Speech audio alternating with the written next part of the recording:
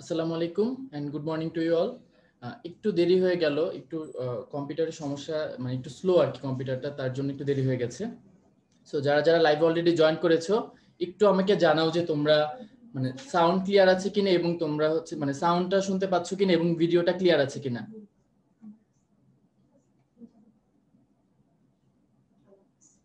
একটু আমাকে কমেন্ট করে জানাও যে সাউন্ড শুনতে পাচ্ছ কিনা ঠিকমতো এবং তোমার ভিডিওটা ক্লিয়ার আছে কিনা।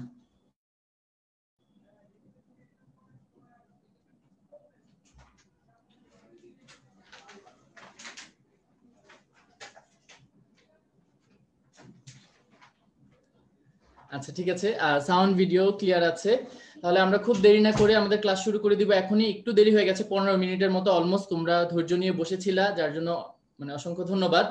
আমাদের আজকের লেকচার, তো 15 মিনিট বসেছিলে এতে কোনো ক্ষতি হবে না, কারণ আজকের লেকচারটা খুবই ছোট এবং বরাবরের মতো আমি ঘাসফড়িং যেমন তোমাদের দুইটা বই একসাথে পড়িয়ে দিয়েছিলাম, আজকেও সেম দুইটা বই একসাথে পড়াই দিব এবং তোমার সবকিছু দাগানো পিডিএফ যা ম্যাটেরিয়ালস আছে প্রত্যেকটা জিনিস গ্রুপে আপলোড দেওয়া হবে। এটা নিয়ে টেনশন করার কোনো দরকার নেই এবং একদম বুক মার্ক করা লাইন টু লাইন এই প্রত্যেকটা জিনিস তোমাদেরকে দেওয়া হবে। সো এটা নিয়ে টেনশন করার কোনো দরকার নেই।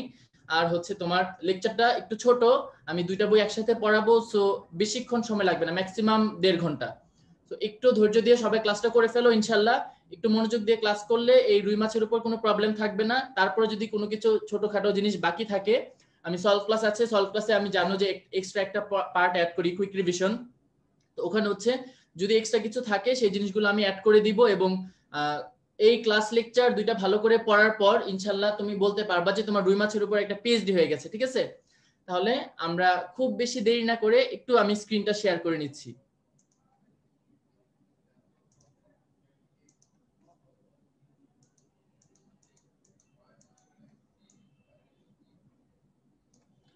আচ্ছা, আমাদের আজকে লেকচার হচ্ছে রুই মাছ। রুই মাছ ফার্স্টে কি লিখে রেখেছি, ল্যাবিও রুইটা। তো তোমরা সবাই আশা করি জানো যে ল্যাবিও রুইটা কি। এটা রুই মাছের বৈজ্ঞানিক নাম, রুই মাছের বৈজ্ঞানিক নাম হচ্ছে ল্যাবিও রুইটা।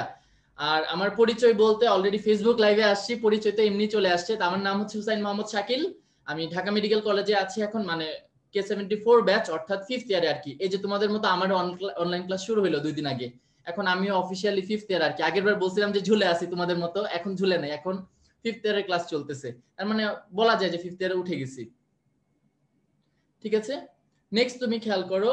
তাহলে আমরা খুব দেরি না করে আমাদের মূল ক্লাসে চলে যাই। তোমার ফার্স্ট যে কথাটা, রুই মাছ পড়তেছি। এখন আমি বলতেছি যে রুই মাছ পড়তে হবে। এখন রুই মাছ কেন পড়তে হবে, রুই মাছ কেন পড়তে হবে, তাই না? তাহলে রুই মাছ চ্যাপ্টারটা সিলেবাসে আসে 2014 সালে। 14তে কোনো প্রশ্ন হয়নি, বাট 15 থেকে কন্টিনিউয়াসলি প্রতি বছর একটা করে প্রশ্ন হয়েছে। 15, 16, 17, 18, 19 এই 5 বছর 5টা প্রশ্ন। আর ডেন্টাল ভর্তি পরীক্ষায় একটা প্রশ্ন এসেছে। সো বুঝতেই পারছো ছোট একটা চ্যাপ্টার, এবং রুই মাছকে আমি খুব কিউট চ্যাপ্টার বলি। তার চেয়ে বড় কথা, এখানে সবাই রুই মাছ খাইছে। রুই মাছ খাইছে মানে তো রুই মাছের পর অলরেডি শেষ। তুমি জানো রুই মাছের কি কি আছে, তারপরে আমরা শর্ট করে একটু দেখবো। তো আদারওয়াইজ তোমার এই চ্যাপ্টার থেকে যে প্রশ্নগুলো এসেছে প্রতি বছরই তোমার একটা করে প্রশ্ন আসে। ছোট একটা চ্যাপ্টার, অল্প পড়াতে তুমি একটা প্রশ্ন পাচ্ছ। একটা প্রশ্ন মানে কিন্তু অনেক কিছু, সো এটা ভুল করা যাবে না। তো আমি আশা করবো আজকের ক্লাস করার পরে তোমরা যদি ভালো করে ক্লাসটা করো ইনশাল্লাহ কারো কোনো প্রকার সমস্যা হবে না রুই মাছে। তারপর যদি কোনো সমস্যা থাকে তোমাদের জন্য গ্রুপের কমেন্ট সেকশন ওপেন আছে, সেখানে আমি অলওয়েজ আনসার দেই এবং আজকেও দিব, কোনো সমস্যা নেই। সো তোমরা কমেন্ট সেকশনে তোমাদের যে কোনো question, you are most welcome, তুমি ইনভাইটেড এই কোশ্চেন করার জন্য। তুমি যে কোনো কোশ্চেন থ্রো করতে পারো। এখন রুই মাছ তুমি টপিক দেখেই বুঝতে পারছো যে সবচেয়ে ইম্পর্টেন্ট কি। সবচেয়ে ইম্পর্টেন্ট হচ্ছে রুই মাছের আইস। 3টা প্রশ্ন এসেছে, খেয়াল করো। 2015, 2016, আরেকটা মেবি লাস্ট ইয়ার 2019 এর প্রশ্ন এসেছে। তার মানে বুঝতেই পারছো ছোট্ট একটা টপিক আইস, এই ছোট্ট একটা প্যারা থেকে কত কিছু এসেছে। আর কমেন্ট সেকশনের ব্যাপারে, তোমাদের কমেন্ট সেকশনে তো মানে যুদ্ধ অলরেডি শুরু হয়ে গেছে। এই কমেন্ট সেকশনে এগুলো বন্ধ করতে হবে, নাহলে কিন্তু কপালে ব্লক ছাড়া আর কিছু না। এখন ব্লক খাইলে তো আর ক্লাস করতে পারবা না। ক্লাস না করলেই বিপদ। একটা খুব একটা কঠিন সময়ের মধ্যে দিয়ে যাচ্ছ। এইচএসসি তো পার করে গেল, আগের বার হচ্ছে তোমরা ঝুলেছিলে না, হ্যাঁ আগের বার তোমরা ঝুলেছিলে তখন। সো এইচএসসি পার হয়ে গেছে, এখন শুধুমাত্র অ্যাডমিশনে ফোকাস করতে হবে। সো এই টাইমটাতে প্লিজ একটু কমেন্ট সেকশনে তোমাদের এই যত সব কমেন্ট টমেন্ট এগুলো সব একটু অফ করো, ঠিক আছে? আমি রাগারাগি করতে যাচ্ছি না, তোমরা যা যা লিখো কমেন্টে, মানে সেগুলো মাঝে মধ্যে হচ্ছে দেখাও যায় না, আমরা পড়তেও লজ্জা লাগে। তো একটু কমেন্ট সেকশনটা, জনি ভাইয়ের পোস্ট, জনি ভাই যে পোস্টটা দিছিল ওইটার কথা মনে করে হলো একটু কমেন্ট সেকশনে একটু সোবার থাকো। শুধুমাত্র টপিক রিলেটেড প্রশ্ন করো, ঠিক আছে? শুধুমাত্র এখানে টপিকের বাইরে কোনো প্রশ্ন প্লিজ কেউ করবা না। ওকে, আমি ক্লাস শুরু করছি। তাহলে রুই মাছ,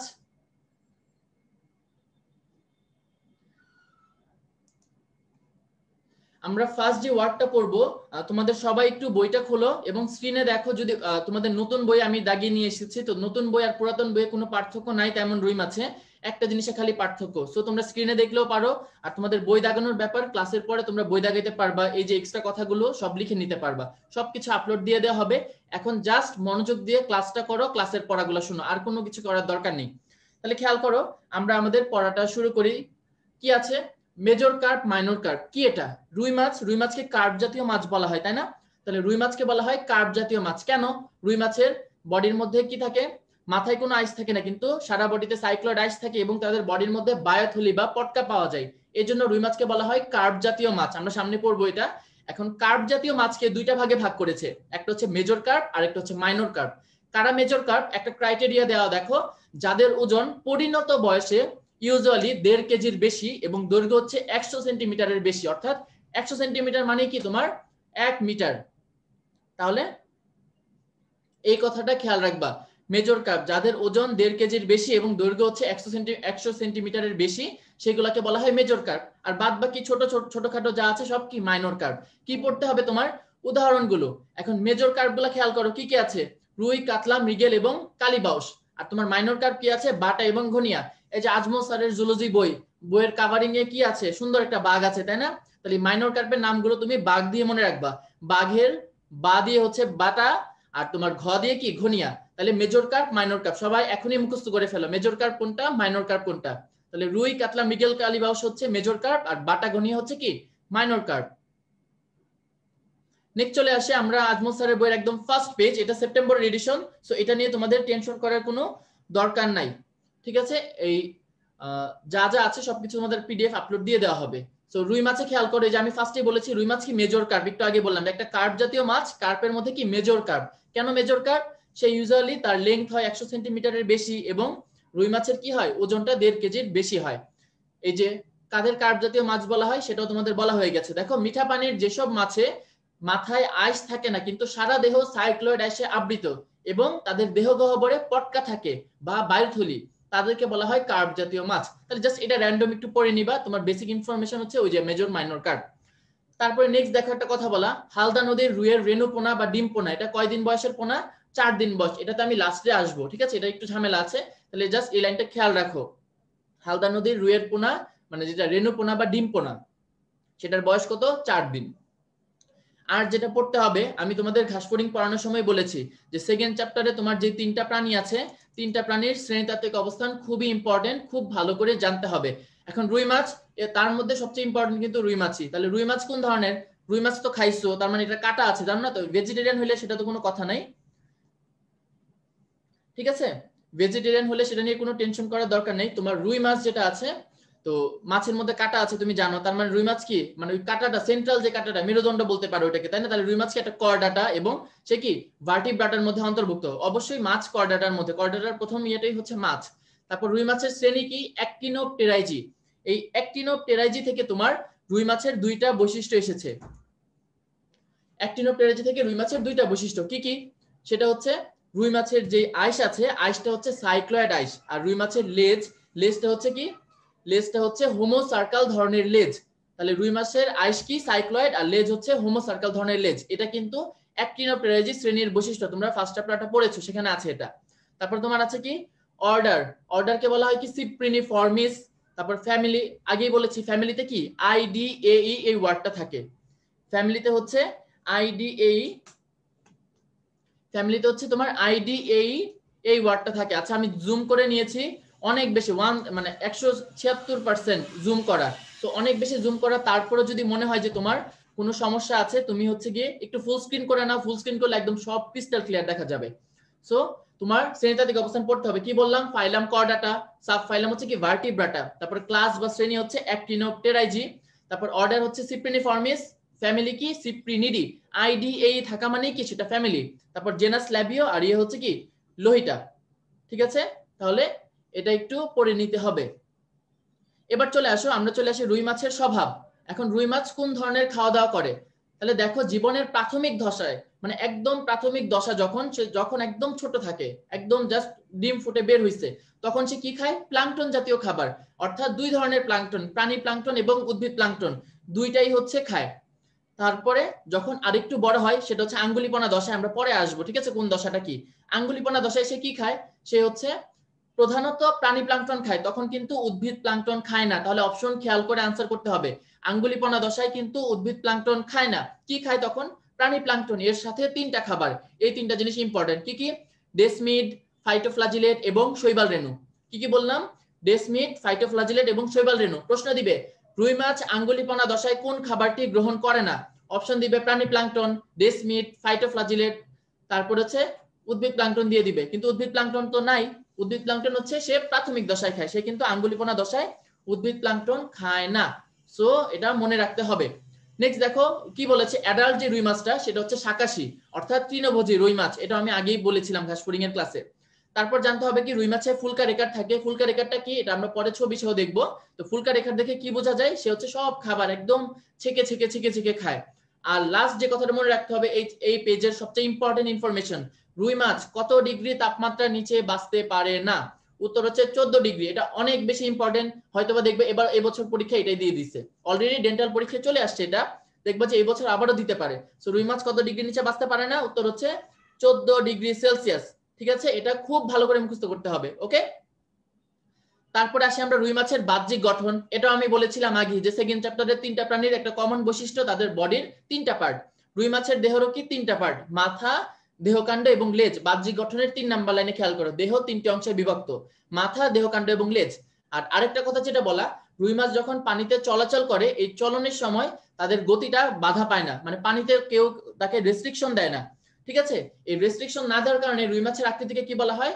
স্ট্রিমলাইনড আকৃতি। তাহলে এটা মনে রাখতে হবে যে চলনের সময় রুই মাছের গতি পানিতে বাধা পায় না বলে রুই মাছকে কি বলা হয়? উত্তর হচ্ছে স্ট্রিমলাইন। খুবই ইম্পর্টেন্ট কিন্তু এটা।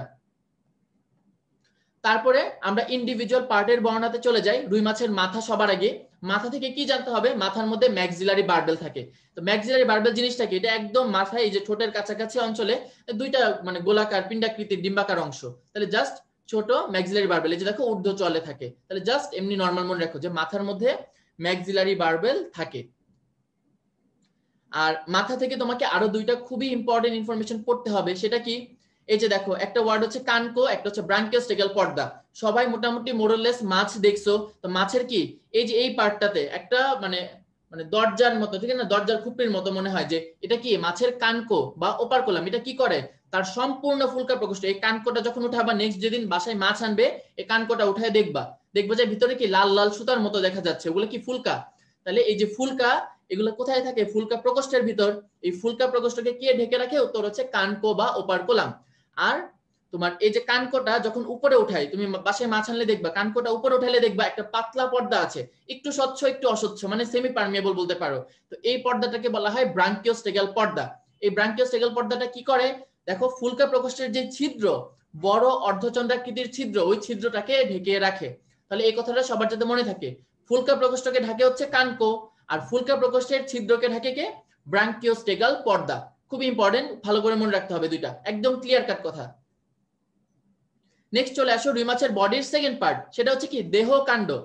রুই মাছের বডির সেকেন্ড পার্ট হচ্ছে কি? তার দেহকাণ্ড। দেহকাণ্ড থেকে কি মনে রাখতে হবে? তার দেহকাণ্ডের 3টা ছিদ্র থাকে। কি কি? পায় ছিদ্র, জনন ছিদ্র এবং রেচন ছিদ্র। এটা কি দিয়ে মনে রাখবা? পাজর দিয়ে। এই যে বুকের হাড়কে আমরা পাজর বলি না, রিবস গুলাকে, তাহলে এই পাজর দিয়ে মনে রাখবা।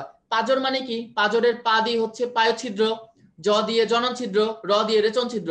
একদম সিরিয়ালি চলে আসছে, খুব সুন্দর। প্রথমে পায় ছিদ্র, মাঝে জনন ছিদ্র, লাস্টে হচ্ছে রেচন ছিদ্র। তাহলে এইগুলো একটু মুখস্থ করতে হবে। রুই মাছের পাখনা, তাহলে কি আছে দেহকাণ্ডে? 3টা ছিদ্র, পায়ু, জনন এবং রেচন ছিদ্র। তাহলে পাজরে বা পাজর যেটা দিয়ে মুখস্থ রাখো, কোনো সমস্যা নেই। নেক্সট আছে তোমার রুই মাছের দেহকাণ্ডে কি পাওয়া যায়? পাখনা পাওয়া যায়। মূলত সবগুলা পাখনাই দেহকাণ্ডে থাকে, একটা বাদে। কোনটা? পুচ্ছ পাখনা, কারণ ওইটার নামই হচ্ছে পুচ্ছ। পুচ্ছ মানে হচ্ছে লেজ, ওটা লেজে থাকে। আদারওয়াইজ বাকি 4টা পাখনাই কোথায় থাকে? তার দেহকাণ্ডে। তাহলে মাছের পাখনা কি? মাছ যে চলাচল করে পানিতে কি দিয়ে চলবে? আমাদের তো হাত পা আছে, আমরা পা দিয়ে হাঁটি, কিন্তু ওদের কি? ওদের হচ্ছে এই পাখনা আছে, এই পাখনা দিয়ে সে চলাচল করে। তাহলে মাছের চলনাঙ্গকে বলা হয় পাখনা। আর ওই যে সেম বাসার মধ্যে মাছ আনলে এগুলো এক্সপেরিমেন্ট করে দেখবা, আবার নেক্সট যেদিন মাছ আনবে, প্রতিদিন তো আনে বা মোরলেস সপ্তাহে তো একবার তো আনি। তাহলে মাছের পাখনাগুলো দেখবা কি হয়, মানে যে ঝাড়ুর শলা আছে না, ওই ঝাড়ুর শলার মতো দেখবা যে একটা পাতলা পর্দা আছে, ওই পর্দার মধ্যে ঝাড়ুর শলার মতো দেখা যায়, মানে যে একদম নারকেলের ইয়ার ঝাড়ু, ওই বাসাবাড়ির ওই ঝাড়ু না কিন্তু বিছানার ঝাড়ু, যে ওই সূক্ষ্ম শলাকার অন্তকঙ্কালকে কি বলে, এগুলোকে বলে পাখনা রশ্মি। এখন রুই মাছ কয় ধরনের পাখনা আছে মনে রাখতে হবে, উত্তর হচ্ছে 5 ধরনের। একদম ক্লিয়ার কাট দুইটা কথা, রুই মাছে কয় ধরনের পাখনা আছে বললে উত্তর হবে 5 ধরনের, কিন্তু টোটাল পাখনা কয়টা, উত্তর হবে কি 7 ধরনের পাখনা। এখন এই 5 ধরনের পাখনার মধ্যে কি আছে, এই 5টার মধ্যে তুমি জাস্ট একটা ওয়ার্ড মনে রাখো, পুচ্ছ পাখনা চলাচল, অর্থাৎ যে লেজটা হচ্ছে মূলত এই যে লেজ কি পায়ের সমতুল, তাহলে এই লেজটা হচ্ছে চলাচলে সহায়তা করে, আর বাকি সবগুলো হচ্ছে পানির মধ্যে তার ভারসাম্য নিয়ন্ত্রণ করে। এই যে চলতেছে, মাছ তো ডুবে না কখনো, সুন্দর করে সাঁতার কাটতেছে, এটার কারণ কি, সে এই ভারসাম্য রক্ষা করতেছে, বাকিগুলো পাখনা।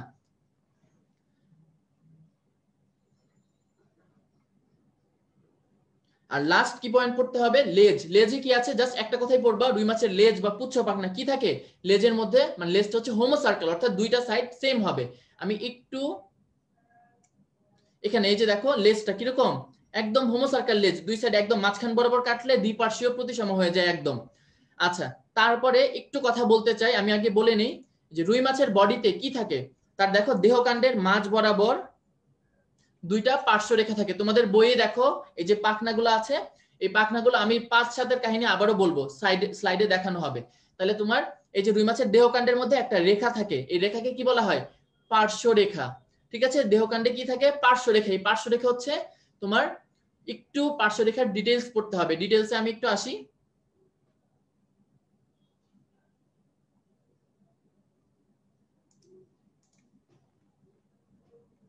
এই যে খেয়াল করো, রুই মাছের দেহকাণ্ডের উভয় পাশে কি থাকে, পার্শ্ব রেখা। এখন পার্শ্ব রেখা কি বাইরের দিকে থাকে, একদম সেন্ট্রাল লাইন বরাবর। তোমার পার্শ্ব রেখার যে বাইরের দিকে কি থাকে, 41 থেকে 42টা আইস। তুমি সুন্দর মাছটা দেখলে বুঝতেছো, মাছের বাইরের দিকে কি সমস্ত বডিটা আইস দ্বারা আবৃত। তাহলে এই পার্শ্ব রেখার বাইরের দিকে কি থাকে, এই পাশে মানে বডির তো দুইটা সারফেস, ভেন্ট্রাল আর হচ্ছে গিয়ে ডরসাল সারফেস, তাহলে অঙ্কীয় আর পৃষ্ঠীয়, তাহলে দুই সারফেসে কি প্রত্যেক সারফেসের যে পার্শ্ব রেখা প্রত্যেকটাতে 41 থেকে 42টা আইস থাকে। ক্লিয়ার? আর এটার ভিতরের দিকে মানে বডির স্কিন বা আইসের নিচের দিকে কি থাকে, নিউরোমাস্ট। এই নিউরোমাস্ট কি, নিউরোমাস্ট হচ্ছে সংবেদী অঙ্গ, তাহলে এই ওয়ার্ডটা খেয়াল রাখতে হবে। ভিতরের দিকে কি থাকে, নিউরোমাস্ট, নিউরোমাস্টকে বলা হয় সংবেদী অঙ্গ। তাহলে রুই মাছের সংবেদী অঙ্গ কোনটা, উত্তর হচ্ছে নিউরোমাস্ট। নিউরোমাস্টের কাজ কি, 3টা কাজ, পানির রাসায়নিক গুণাগুণ, চাপ এবং গতি নির্ণয়। কি বললাম, পানির রাসায়নিক গুণাগুণ, চাপ এবং গতি নির্ণয়। তাহলে এই কথাটা কিন্তু পার্শ্ব রেখা থেকে মুখস্থ করতে হবে, এটা আলিম স্যারের বইয়ের ইনফরমেশন। এবার আমরা চলে আসি, রুই মাছের এই জায়গাটা আমরা স্কিপ করে গিয়েছি, যে রুই মাছের পাখনা একটু ডিটেইলস পড়তে হবে। অ্যাকচুয়ালি আলিম স্যারের বইয়ে টোটাল ডিটেইলস আছে, আমি একটা টেবিল বা স্লাইড বানিয়েছি, এটা কম্পেনিয়ন বুকে তোমাদের এটা কম্পেনিয়ন বুকে আছে। তো তোমার হচ্ছে কি এই স্লাইডটা থেকে তুমি কি করবা, প্রত্যেকটা জিনিস ওইভাবে পড়ে নিবা, এটা কম্পেনিয়ন বুক থেকে পড়তে পারবা। তাহলে এই যে আমি ওই জায়গায় যাওয়ার আগে একটু দেখাই ছবিতে, এই যে রুই মাছের পাখনাগুলো খেয়াল করো, টোটাল কি আছে, 5 ধরনের পাখনা, কিন্তু টোটাল পাখনা হচ্ছে 7টা। ঠিক আছে, আমি আবারও রিপিট করছি, যদি বলে কয় ধরনের পাখনা, উত্তর হবে 5, কিন্তু যদি বলে কয়টি, টি বললেই হচ্ছে তুমি উত্তর দিবা 7টি পাখনা। তাহলে এই কথাটা যাতে সবার খেয়াল থাকে। আচ্ছা, নেক্সট তুমি দেখো, এই যে আমি বলছিলাম যে অবস্থানগুলো দেখাবো, তাহলে রুই মাছের পাখনাগুলো খেয়াল করো, একদম এটা কি রুই মাছের দেহকাণ্ড, বডির 3টা পার্ট, এটা লেজ, এটা মাথা, আর এটা হচ্ছে কি দেহকাণ্ড। তাহলে এই যে দেহকাণ্ডতে খেয়াল করো, তুমি যদি এদিক থেকে মাপো, ঠিক আছে, একদম স্কেল দিয়ে মাপলে কি হবে, দেহকাণ্ডের একদম মাঝ বরাবর একটা পাখনা থাকে। কোন পাখনা এটা, পৃষ্ঠ পাখনা। তাহলে দেহকাণ্ডের মাঝ বরাবর কোন পাখনা থাকে, পৃষ্ঠ পাখনা। তারপরে তোমার কি আছে, এই যে খেয়াল করো, এটা কি কানকো, একদম কানকোর ঠিক পিছনে, কানকোর ঠিক ইমিডিয়েট পাশে কি থাকে, বক্ষ পাখনা। বক্ষ পাখনা দুইটা থাকে, একটা দেখা যাচ্ছে, আরেকটা হচ্ছে ওই পাশে থাকে, সো এটা 3D ছবি না, এই জন্য দেখা যাবে না। তারপর তোমার আছে কি বক্ষ পাখনার পিছনে শ্রোণী পাখনা, আর বাকি যে দুইটা পাখনা এগুলা কি নাম পায়ু পাখনা, এটা থাকে পায়ুতে। তারপরে পুচ্ছ পাখনা, এটা কই থাকে, লেজে থাকে। তাহলে মূলত 3টার অবস্থান মুখস্থ করতে হবে। এবার আমরা একটু মূল স্লাইডে চলে আসি, যে কোথা থেকে পড়বা এই জিনিসটা।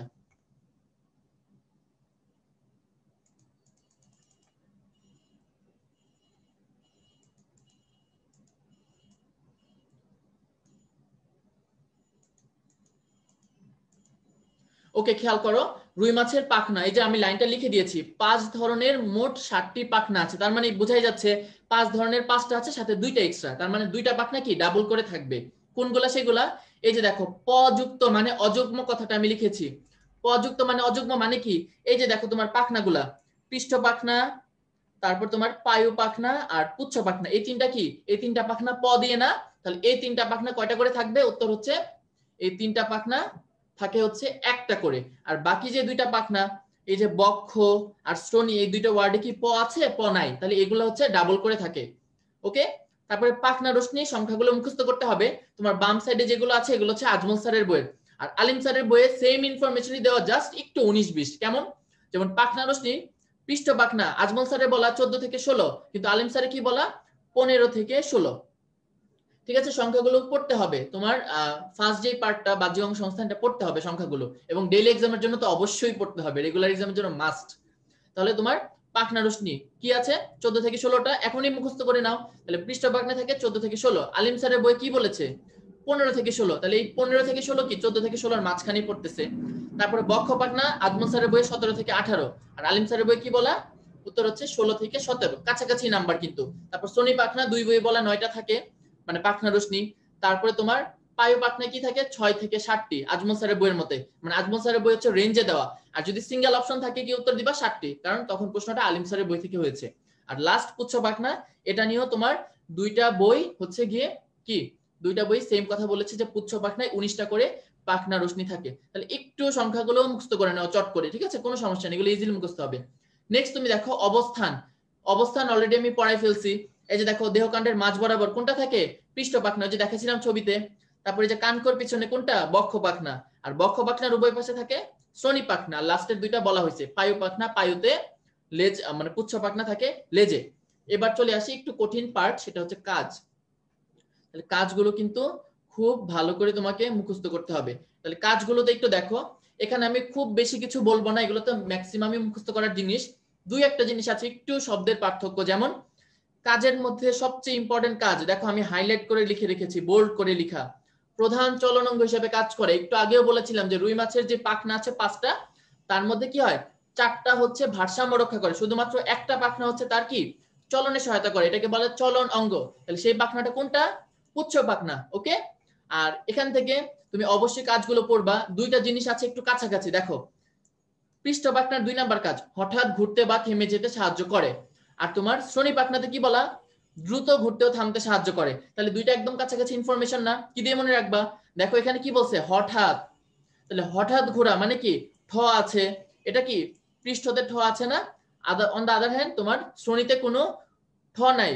শ্রোণীতে কি বলা? দ্রুত ঘুরতে, দ্রুততে দেখো নিচে র ফলা, আর শ্রোণীতেও নিচে র ফলা আছে। তাহলে এটা দিয়ে একটু মুখস্থ করবা।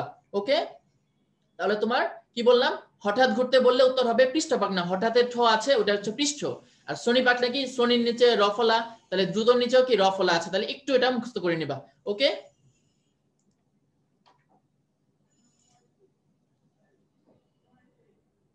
এবার চলে আসি আমরা রুই মাছের আইস।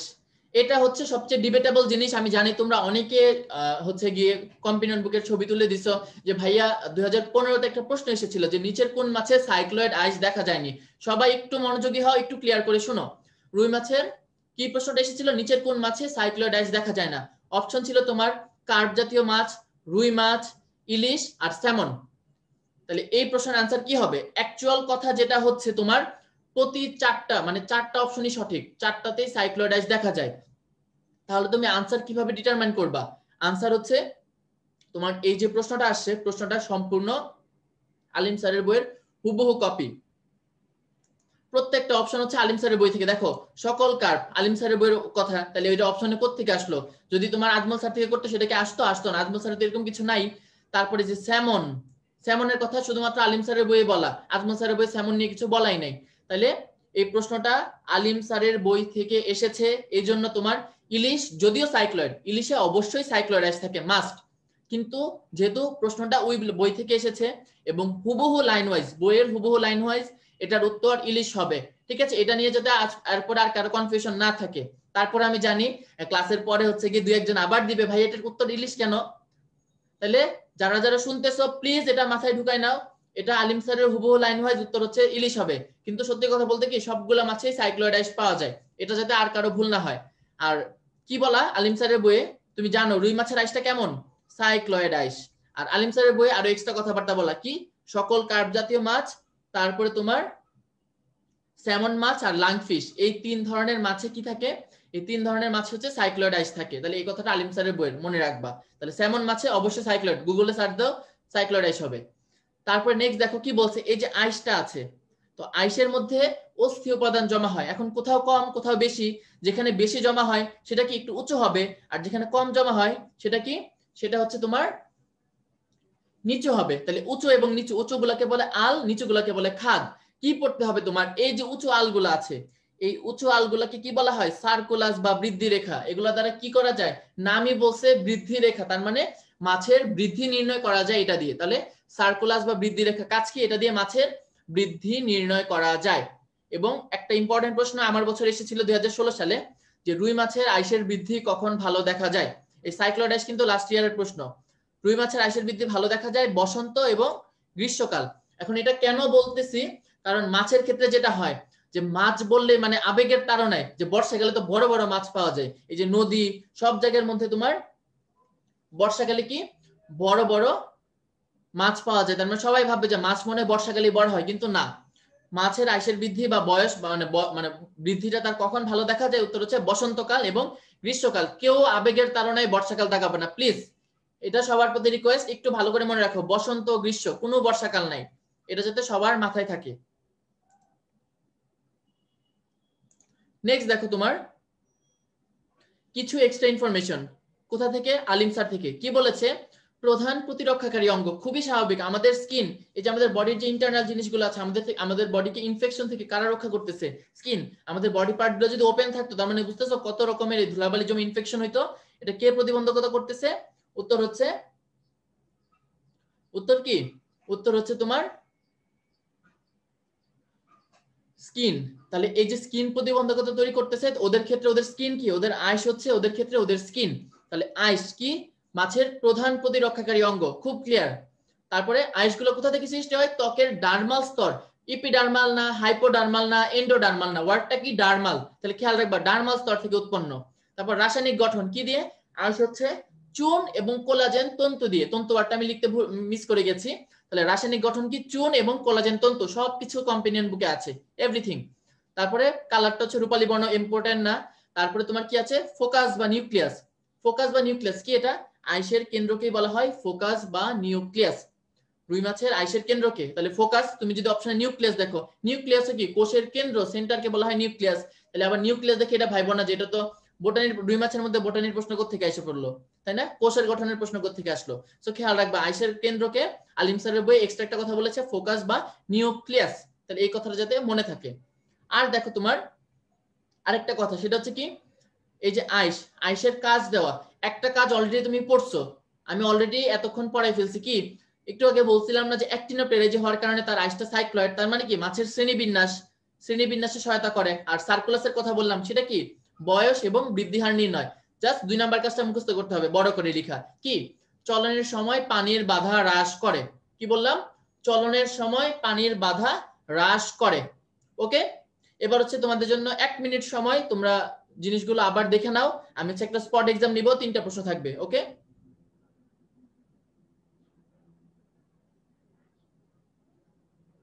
ওকে 1 মিনিট সময় দিচ্ছি, আমি এরপর একটা স্পট এক্সামের কোশ্চেন থ্রো করব, 3টা প্রশ্ন থাকবে।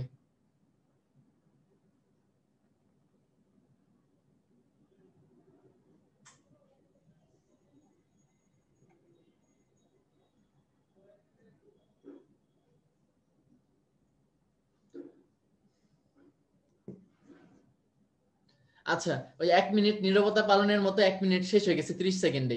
তাহলে দেখো তোমার স্পট এক্সাম, 3টা প্রশ্ন আছে, সবাই একটা কমেন্টে আনসার করো, একাধিক কমেন্ট করার দরকার নেই, ঠিক আছে, একাধিক কমেন্ট করে শুধু শুধু গ্রুপে কমেন্ট সংখ্যা বাড়ানোর কোনো দরকার নেই, সবাই আনসার করে ফেলো। 3টা প্রশ্ন, আমি তোমাদের আনসার চেক করছি, সময় 30 সেকেন্ড।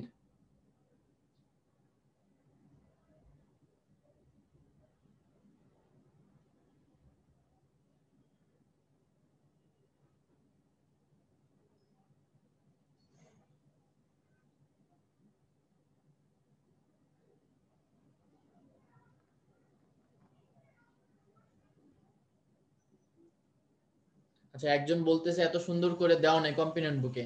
আমি এগুলো কোত্থেকে উঠাইছি? আমি নিজে কম্পিনেন্ট বুকের এই লেকচারটা আমি রেডি করছি, ওখানে যা আছে তাই কিন্তু তোমার লেকচারে দেওয়া। তো একটু দেখে শুনে কথা বলবো, ঠিক আছে? তুমি একটু বইটা দেখো, বইয়ের মধ্যে সবকিছুই কিন্তু আছে। তুমি শুধু শুধু মানে অ্যালিগেশন লাগাচ্ছ নাই, এটা অবশ্যই আছে। আচ্ছা ঠিক আছে, আনসার কি? মাইনর কার্ভ কোনটি? মাইনর কার্ভ হচ্ছে ঘনিয়া, কারণ তোমার বাঘ যেগুলো ছিল বাটা ঘনিয়া হচ্ছে মাইনর কার্ভ। তারপর তোমার কি দেওয়া আছে? রুই মাছের দেহে কয়টি পাখনা থাকে? উত্তর কি? 60টি পাখনা। সবাই মোটামুটি আনসার পেরেছো। আর 3 নাম্বার কি আছে? রুই মাছের বয়স নির্ণয় করা হয় কি দেখে? উত্তর হচ্ছে সার্কুলাস বা বৃদ্ধি রেখা দেখে। তাহলে যদি বলতাম আমি রুই মাছের কয় ধরনের পাখনা থাকে, উত্তর কি হতো? 5। সো কথাটা খেয়াল করবা। ওকে, নেক্সট চলে আসো, রুই মাছের রক্ত সংবহন তন্ত্র কি জানতে হবে? রুই মাছের যে কোনো প্রাণীর রক্তই কি দুইটা অংশ, রক্তরস এবং রক্তকণিকা। রুই মাছের যে রক্তকণিকা থাকে সেটা কি দুই ধরনের, একটা হচ্ছে লোহিত রক্তকণিকা আর একটা হচ্ছে শ্বেত রক্তকণিকা। এখন এক্সেপশন যেটা, নরমালি মানুষের ক্ষেত্রে কি হয়, লোহিত রক্তকণিকায় নিউক্লিয়াস থাকে না, বাট ওর ক্ষেত্রে দেখো লোহিত রক্তকণিকার নিউক্লিয়াস যুক্ত। আমি যুক্ত দেখো স্টার মার্ক করে দিয়েছি। তাহলে লোহিত রক্তকণিকার নিউক্লিয়াস যুক্ত। আর শ্বেত রক্তকণিকা হচ্ছে অ্যামিবার মতো, আলিম স্যারের বইয়ে বলা শ্বেত রক্তকণিকায় নিউক্লিয়াস থাকে না। তাহলে রুই মাছের কাহিনী কিন্তু পুরাই রিভার্স, লোহিত রক্তকণিকায় নিউক্লিয়াস থাকে, শ্বেত রক্তকণিকায় নিউক্লিয়াস থাকে না। নেক্সট তুমি দেখো, রুই মাছের রক্ত সংবহন তন্ত্র কি কি নিয়ে গঠিত? 4টা জিনিস, হৃৎপিণ্ড, ধমনী, শিরা এবং কৈশিক নালী। কি কি বললাম? হৃৎপিণ্ড, ধমনী, শিরা এবং কৈশিক নালী। তোমার হচ্ছে নাম্বার দিয়ে দেওয়া হয়েছে 1 2 3 4। তাহলে এটা মনে রাখতে হবে। প্রশ্ন দিবে নিচের কোনটি রুই মাছের রক্ত সংবহন তন্ত্রের অংশ নয়? তাহলে এই 3টা বাদে যা থাকবে সেটা উত্তর। নেক্সট দেখো, রুই মাছের হৃৎপিণ্ড, রুই মাছের হৃৎপিণ্ডের প্রকোষ্ঠ কয়টা? উত্তর হচ্ছে 2টা প্রকোষ্ঠ, একটা অ্যাট্রিয়াম একটা ভেন্ট্রিকল, আর হচ্ছে তার একটা উপর প্রকোষ্ঠ থাকে, সেটা কি? সেটা হচ্ছে সাইনাস ভেনোসাস। তাহলে রুই মাছের হৃৎপিণ্ডের উপর প্রকোষ্ঠকে কি বলা হয়? উত্তর হচ্ছে সাইনাস ভেনোসাস। একটু খেয়াল করো নিচে ইন্ডিভিজুয়াল ডেসক্রিপশন গুলা কি আছে। সাইনাস ভেনোসাস এটা হচ্ছে উপর প্রকোষ্ঠ। আরেকটা উপর প্রকোষ্ঠ আছে, নাম হচ্ছে কোনাস আর্টেরিওসাস, কিন্তু এটা রুই মাছে থাকে না। এটা কই থাকে? এটা থাকে হচ্ছে তোমার ব্যাঙে। মানে উভচরের হৃৎপিণ্ডের 3টা প্রকোষ্ঠ আর 2টা উপর প্রকোষ্ঠ থাকে, একটা সাইনাস ভেনোসাস একটা কোনাস আর্টেরিওসাস, কিন্তু রুই মাছে কিন্তু কোনাস আর্টেরিওসাস নাই। তোমার কি জানতে হবে? তোমার এখানে অ্যাট্রিয়াম, নরমালি আমরা কি চিন্তা করি, আমাদের মানুষের হৃৎপিণ্ডের ক্ষেত্রে ভেন্ট্রিকলটা বড় বলি না আমরা, কিন্তু মাছের ক্ষেত্রে কিন্তু উল্টা, মাছের অ্যাট্রিয়ামটা বড়। এই যে খেয়াল করো, একটু কাটা পড়েছে, তোমাদের সবার বইয়ের মধ্যে ফার্স্ট লাইনে আছে পাতলা প্রাচীর বিশিষ্ট বৃহত্তম প্রকোষ্ঠ। তাহলে রুই মাছের হৃৎপিণ্ডের বড় প্রকোষ্ঠ বা বৃহত্তম প্রকোষ্ঠ কোনটা? উত্তর হচ্ছে অ্যাট্রিয়াম, ভেন্ট্রিকল না। একদম ক্লিয়ার কাট কথাটা মনে রাখো প্লিজ, ঠিক আছে? নেক্সট আছে তোমার ভালভাস আর্টেরিওসাস। কি পড়তে হবে? এই যে আগে বলেছি রুই মাছের হৃৎপিণ্ডে কোনো কোনাস আর্টেরিওসাস নাই। আর ভালভাস আর্টেরিওসাস এটা কি? এটা হচ্ছে ভেন্ট্রাল অ্যাওর্টার স্ফীত গোড়া বা মূল। অর্থাৎ ভালভাস আর্টেরিওসাসটা ভেন্ট্রাল অ্যাওর্টার পার্ট, এটা কিন্তু হৃৎপিণ্ডের পার্ট না। তোমার একটা প্রশ্ন হয় যে নিচের কোনটি রুই মাছের হৃৎপিণ্ডের অংশ নয়? সাইনাস ভেনোসাস, অ্যাট্রিয়াম, ভেন্ট্রিকল এবং 4 নম্বর অপশন হিসেবে ভালভাস আর্টেরিওসাসই থাকবে। একদম ক্লিয়ার কাট কথা, শিওর ভালভাস আর্টেরিওসাস থাকবে। ক্ষেত্র বিশেষে কোনাস আর্টেরিওসাস থাকতে পারে, বাট ম্যাক্সিমাম কেসে তোমার ভালভাস আর্টেরিওসাস থাকবে। এবং সেটা কি? এই ভালভাস আর্টেরিওসাস হচ্ছে ভেন্ট্রাল অ্যাওর্টার অংশ, এটা হার্টের অংশ না। সবাই প্লিজ এই কথাটা মাথায় ঢুকায় নাও, আবার পরে বললো না যে ভাইয়া 4টা উত্তরই সঠিক, সবগুলোই তো হার্টের পার্ট। একদম ক্লিয়ার কাট কথা লিখা দেখো, আমি ভুলে দাগ দিয়ে নেই। দেখো, এটি হৃৎপিণ্ডের কোনো অংশ নয়। কি বললাম? এটি হৃৎপিণ্ডের কোনো অংশ নয়, ক্লিয়ার কাট কথা লেখা আছে। ওকে, নেক্সট চলে আসো, হার্ট আছে, তার মানে কি হার্টের মধ্যে কপাটিকা থাকবে। তাহলে রুই মাছের হৃৎপিণ্ডের কপাটিকার কাজ কি? রক্ত প্রবাহ নিয়ন্ত্রণ। কি করে? একমুখী নিয়ন্ত্রণ রক্ত প্রবাহের। অবশ্যই কপাটিকা দিয়ে সবসময় ওয়ান সাইডেড ফ্লো হয়, ব্যাক ফ্লো কিন্তু হয় না ব্লাডের। তাহলে রুই মাছের কপাটিকা আছে 3টা। কি কি? সাইনোএট্রিয়াল, অ্যাট্রিওভেন্ট্রিকুলার আর ভেন্ট্রিকুলোভালভাস। নামগুলো দেখো খুবই ইজি এবং এগুলো এমনি মনে থাকে। সবার উপরে সাইনাস ভেনোসাস আর অ্যাট্রিয়াম, এটার মাঝখানে সাইনোএট্রিয়াল। তারপরে অ্যাট্রিয়াম আর ভেন্ট্রিকলের মাঝখানে অ্যাট্রিওভেন্ট্রিকুলার। তারপর ভেন্ট্রিকল আর ভালভাস আর্টেরিওসাস, এটার মাঝখানে কি? ভেন্ট্রিকুলো ভালভাস। সবকিছু ডেসক্রিপশনে লেখা আছে। তুমি এই যে দেখো হার্টের ছবিটা, ঠিক আছে? তোমার ব্লাড ফ্লোটা কিন্তু উল্টা দিকে হয়, সাইনাস ভেনোসাস, সাইনাস ভেনোসাস থেকে অ্যাট্রিয়াম, অ্যাট্রিয়াম থেকে ভেন্ট্রিকল, ভেন্ট্রিকল থেকে ভালভাস আর্টেরিওসাস। তাহলে এই যে সাইনাস ভেনোসাস আর অ্যাট্রিয়ামের মাঝখানে কি বললাম? সাইনো অ্যাট্রিয়াল। আচ্ছা, লাং ফিশে গ্যানোয়েড থাকে, এটার জন্য টেনশনে মরে যাচ্ছ। আমি ভাই তো বললাম এগুলো বইয়ের মধ্যে লাইন, তোমার বইয়ে তো ভুল থাকে না। এই যে অ্যালভিওলাই আর লোবিওল দুইটাই ফুসফুসের কার্যকরী একক দেওয়া। তাহলে এগুলো কার্যকরী একক কেন দেওয়া? এগুলো ভুল দেওয়া। মানে অ্যালভিওলাই হচ্ছে অ্যাকচুয়ালি কার্যকরী একক, তাহলে এই যে লোবিওল দেওয়া, এরকম ভুল ইনফরমেশন থাকে। লাংফিশের গ্যানোয়েডের জন্য এত টেনশন করার কোনো দরকার নাই, তুমি জাস্ট বইয়ের লাইন ওয়াইজ কিন্তু আনসার করবা, ঠিক আছে? এটা আমি তো বলছি যে বইয়ের লাইন, এরকম অনেক আছে তোমাদের বইয়ে, দুই বইয়ের মধ্যে কন্ট্রাডিক্টরি কথাবার্তা এবং উল্টাপাল্টা ভুল জিনিস অনেক কিছু দেওয়া।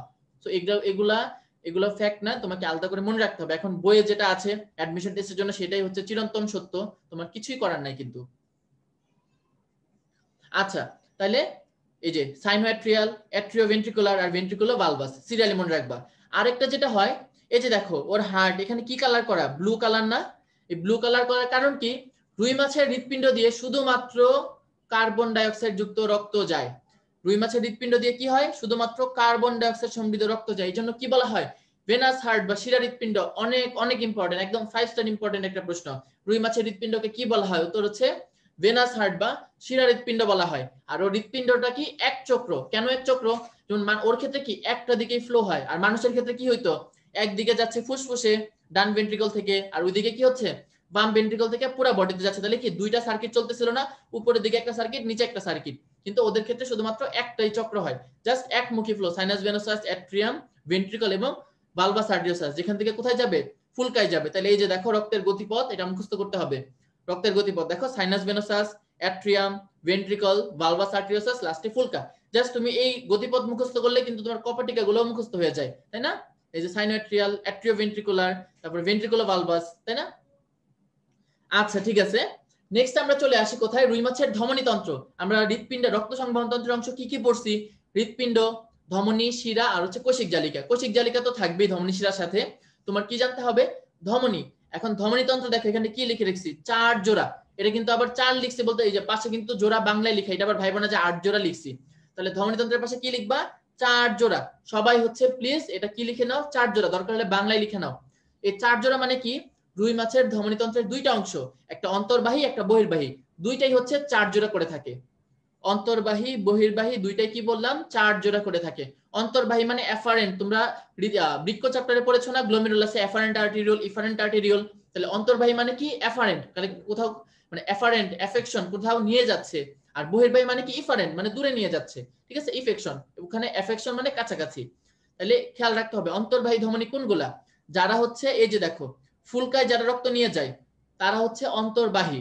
আর তোমার ফুলকা থেকে যারা দূরে রক্ত নিয়ে যায়, দেখো ফুলকা থেকে যারা ডরসাল অ্যার্টারিতে বাহিত হয় অর্থাৎ সেগুলো হচ্ছে বহির্বাহী। তার মানে ফুলকায় যাবে যেগুলো সেগুলো হচ্ছে অন্তর্বাহী, আর ফুলকা থেকে দূরে যাবে যেগুলা সেগুলো কি? সেগুলো হচ্ছে বহির্বাহী।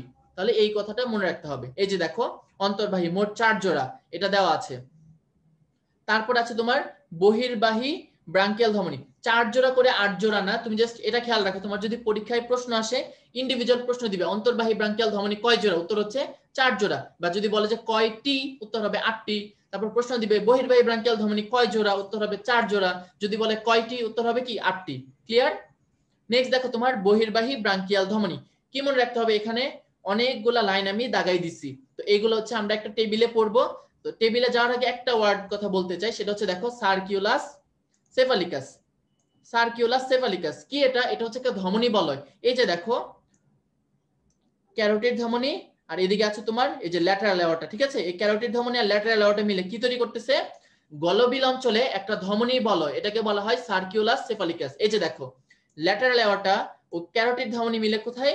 গলবিল অঞ্চলে। গলবিলে একটা স্টার মার্ক দাও, তোমরা তোমাদের বইয়ের মধ্যে গলবিলে একটা স্টার মার্ক দাও যে ক্যারোটিড ধমনী এবং ল্যাটারাল অ্যাওর্টা এই দুইটা মিলে গলবিল অঞ্চলে একটা ডিম্বাকার ধমনী বলয় তৈরি করে। নাম কি এটার? সার্কিউলাস সেফালিকাস। খুবই ইম্পর্টেন্ট। সার্কুলার সেফালিকাস কোথায় থাকে? উত্তর হচ্ছে গলবিল। তারপর এটা কোন তন্ত্রের অংশ? প্রশ্ন যদি আসে এটা ধমনী তন্ত্রের অংশ। আর এই যে কথাবার্তাগুলো বলা এগুলো হচ্ছে আমি জাস্ট তোমাকে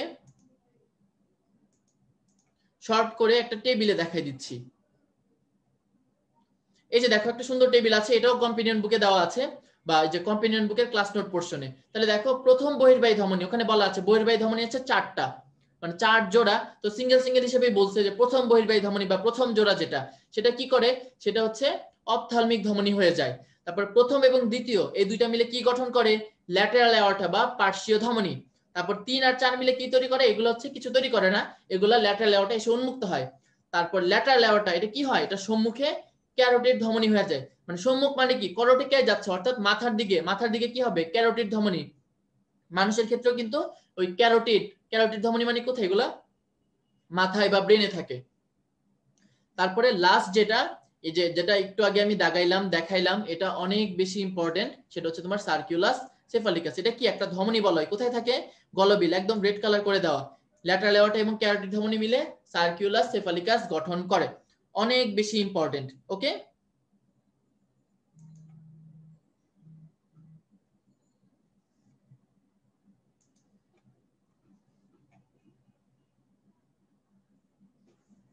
আচ্ছা এবার দেখো তোমার আরেকটা পার্ট আছে ডরসাল এওর্টা। তো রুই মাছের ধমনী তন্ত্র, এখানে অনেকগুলো ধমনীর নাম দেওয়া আছে। টোটাল তোমাদের বইয়ে 6টা ধমনীর নাম পাবা। এই কোন ধমনী কোথায় রক্ত সরবরাহ করে, খুবই ইম্পর্টেন্ট, কোন ধমনী কোথায় রক্ত সরবরাহ করে। তাহলে একটু বইয়ে দেখো, সবার আগে আছে সাবক্লেভিয়ান ধমনী। সাবক্লেভিয়ান মানে কি, এই যে আমাদের গলার এখানে একটা বোনস থাকে তাই না, এটা কি, এটা হচ্ছে ক্ল্যাভিকল তাই না, এই যে এদিকে দুই পাশে যে ধরতে পারো, তাহলে ক্লেভিকল, ক্ল্যাভিকলের নিচে, সাব মানে কি কোনো কিছু নিচে বা অধীনস্থ, তাহলে ক্ল্যাভিকলের নিচে আমাদের বডির কোন পার্ট, বক্ষ। তাহলে সাবক্লেভিয়ান ধমনীর কাজ কি দেখো, বক্ষ পাখনা, বক্ষ চক্রের দিকে বিস্তৃত হয়। তারপর 2 নাম্বারটা আমি একটু স্কিপ করছি, আমি লাস্টে বলবো। প্যারাইটাল, প্যারাইটালে প আছে, এটা কি দেহ প্রাচীর, তাহলে প প দিয়ে মনে রাখবা, ঠিক আছে, প প দিয়ে মনে একটা গানও আছে, তাহলে প প কি আছে, তাহলে প্যারাইটাল ধমনী দেহ প্রাচীর। তারপর আছে তোমার রেনাল ধমনী, এটা কোথায়, রেনাল মানে বৃক্ক, আমি জানি সবাই জানো এটা। তারপর ইলিয়াক, ইলিয়াক মানে কি শ্রোণী পাখনা। ইলিয়াক ওয়ার্ডটা কোথা থেকে আসছে, তোমাদের যে শ্রোণী অস্থি চক্র আছে না, ইলিয়াম, ইস্টিয়াম এবং পিউবিস, ইলিয়াম, ইস্টিয়াম, পিউবিস, ওখান থেকে কিন্তু ইলিয়াম থেকে ইলিয়াক কথাটা আসছে, ওখানে এই যে ইলিয়াক ক্রেস্ট থাকে। তাহলে ইলিয়াক ধমনী মানে কি, এটা শ্রোণী পাখনা। আর লাস্টে আছে কডাল, কডাল মানে লেজ, কডাল মানে পুচ্ছ, তাহলে পুচ্ছে কোথায় কে রক্ত সরবরাহ করে, কডাল ধমনী। এখন এক্সট্রা দুটো কথা লিখেছি, একটা আছে কি জেনিটাল ধমনী, জেনিটাল, জেনিটালিয়া, জেনিটালিয়া মানে কি সেক্সুয়াল অর্গান গুলা, তাহলে জননাঙ্গে কে রক্ত সরবরাহ করে, উত্তর হচ্ছে জেনিটাল ধমনী, এটা মাজেদা ম্যাডামের বইয়ের ইনফরমেশন। আর হচ্ছে তোমার সিলিয়াকো মেসেন্টারিক ধমনী, এটা কোথায় করে, এই 5টা বাদে 6টা বাদে বাকি সবগুলো হচ্ছে সিলিয়াকো মেসেন্টারিক ধমনী। মূলত হচ্ছে তোমার যেই পৌষ্টিক তন্ত্র আছে না, এই পৌষ্টিক তন্ত্রের অংশগুলো দেখো, পাকস্থলী, অন্ত্র, যকৃৎ, অগ্নাশয়, মলাশয়, তার মানে কি পৌষ্টিক তন্ত্রে রক্ত সরবরাহ করে সিলিয়াকো মেসেন্টারিক ধমনী। এক্সট্রা একটা কথা আছে বায়ুথলি, তাহলে এটা সবাই স্টার মার্ক করে রাখো, বায়ুথলিতে কে রক্ত সরবরাহ করে, সিলিয়াকো মেসেন্টারিক ধমনী, এটা আলিম স্যারের বই আছে, তাহলে সবাই যাতে মনে থাকে এটা, যে বায়ুথলিতে কে রক্ত সরবরাহ করে, উত্তর হচ্ছে সিলিয়াকো মেসেন্টারিক ধমনী। আচ্ছা ঠিক আছে, তাহলে আমাদের কিন্তু ধমনীতন্ত্র পড়া শেষ। নেক্সট আছে তোমার শিরাতন্ত্র। শিরাতন্ত্র অ্যাকচুয়ালি তেমন ইম্পর্টেন্ট না, তারপরে আমরা কিছু এমসিকিউ আছে সেগুলো পড়ে নিলেই ভালো, বেশি পড়লে তো ক্ষতি নাই। তাহলে দেখো শিরাতন্ত্রকে 2টা ভাগে ভাগ করছে, একটা সিস্টেমিক, একটা পোর্টাল। সিস্টেমিক মানে কি, যেগুলো হচ্ছে বডির সাথে রিলেটেড, দেখো যেসব শিরার মাধ্যমে দেহের বিভিন্ন অঙ্গ বা তন্ত্র থেকে রক্ত আসে হৃৎপিণ্ডে, সেটাকে বলে সিস্টেমিক শিরা। তাহলে সিস্টেমিক শিরাতন্ত্র মানে কি, এটা বডির সাথে রিলেটেড, ঠিক আছে। আচ্ছা এই ধমনীর সংখ্যা নিয়ে তোমরা একটা প্রশ্ন করো, যে যে ধমনী কয়টা বা কি, ধমনী স্পেসিফিক কিছু না, অনেক অনেক ধমনী আছে, জাস্ট তোমার এখানে কিছু জিনিস মেনশন করছে। সো এরকম কোনো প্রশ্ন পরীক্ষায় আসবে না যে রুই মাছের ধমনী কয়টা, 6টা, 7টা, 8টা, এগুলো কিছু আসবে না, ঠিক আছে, ধমনীর কোনো সংখ্যা আসবে না। ওকে, আচ্ছা তাহলে দেখো সিস্টেমিক শিরা কি পড়তে হবে, সিস্টেমিক শিরাতন্ত্র কি কি নিয়ে গঠিত, 3টা জিনিস। 3টা জিনিস হচ্ছে কি তোমার, যে একজোড়া সম্মুখ কার্ডিনাল, একজোড়া পশ্চাৎ কার্ডিনাল, আর হচ্ছে একজোড়া জুগুলার শিরা, এই 3টা মিলে তোমার সিস্টেমিক শিরাতন্ত্র গঠন করে। তাহলে সিস্টেমিক শিরাতন্ত্র কে কে গঠন করে, একজোড়া সম্মুখ কার্ডিনাল, একজোড়া পশ্চাৎ কার্ডিনাল, আরেকটা হচ্ছে কি একজোড়া জুগুলার শিরা। ওকে, তাহলে প্রশ্ন দিবে নিচের কোনটি সিস্টেমিক শিরাতন্ত্রের অংশ নয়, এই 3টা দিয়ে এক্সট্রা কিছু একটা দিয়ে দিবে।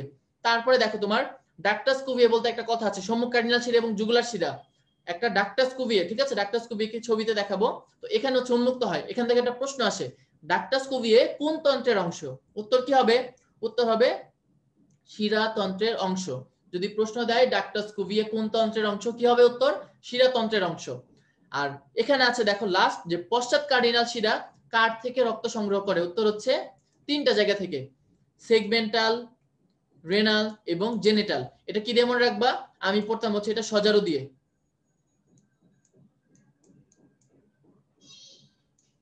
সজারু, সজারু মানে কি, স দিয়ে সেগমেন্টাল, জ দিয়ে জেনিটাল, আর র দিয়ে কি রেনাল। তাহলে সেগমেন্টাল, জেনিটাল এবং রেনাল শিরা, এই 3টা থেকে রক্ত গ্রহণ করে কে, পশ্চাৎ কার্ডিনাল শিরা। ক্লিয়ার, 3টা অপশন আছে, চতুর্থ একটা অপশন অ্যাড করে কোশ্চেন দিয়ে দিবে। আর লাস্ট একটা কথা বলা এখানে, সেটা হচ্ছে তোমার ডান এবং বাম পশ্চাৎ কার্ডিনাল শিরা কি হয়, কতগুলো অনুপ্রস্থ শিরা দ্বারা যুক্ত। তাহলে এই যে দেখো তোমার জুগুলার শিরা, সম্মুখ কার্ডিনাল শিরা কোথায় এসে উন্মুক্ত হয়, ডাক্টাস কুভিয়ে। ডাক্টাস কুভিয়ে শিরাতন্ত্রের একটা পার্ট যেটা আলটিমেটলি পরে হার্টের সাইনাস ভেনাসাসে উন্মুক্ত হয়। আর অনুপ্রস্থ অ্যানাস্টোমোসিস মানে কি, এই যে তুমি দেখো বাম এবং পশ্চাৎ যে কার্ডিনাল শিরা এগুলো কি হয়, যে মাঝখানে যে যুক্ত থাকে, এই যে ডান পশ্চাৎ কার্ডিনাল বাম পশ্চাৎ কার্ডিনাল, এগুলো কি হয় যে মাঝখানে কিছু কানেকশন থাকে তাদের, এই কানেকশন গুলোকে বলা হয় অনুপ্রস্থ অ্যানাস্টোমোসিস। অনুপ্রস্থ অ্যানাস্টোমোসিস, ওকে। আর পোর্টাল শিরাতন্ত্র থেকে কিছু পড়তে হবে না তেমন।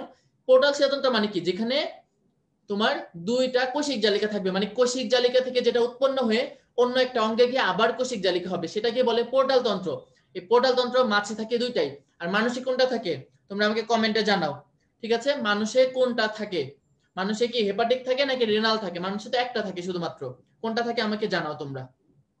তাহলে হেপাটিক পোর্টাল তন্ত্র কি করে, এটা হচ্ছে পরিপাক তন্ত্র থেকে রক্ত সংগ্রহ করে। আর রেনাল পোর্টালটা কোথায়, এটা লেজ থেকে, এটা কিন্তু বৃক্ক না, বৃক্কে সেটা আসে, এটা বৃক্কে আসে, বাট এটা কিন্তু তোমার মূলত রক্ত নেয় লেজ থেকে। তাহলে এই কথাটা মনে রাখতে হবে, এর দূর পড়লেই তোমার শিরাতন্ত্র এনাফ।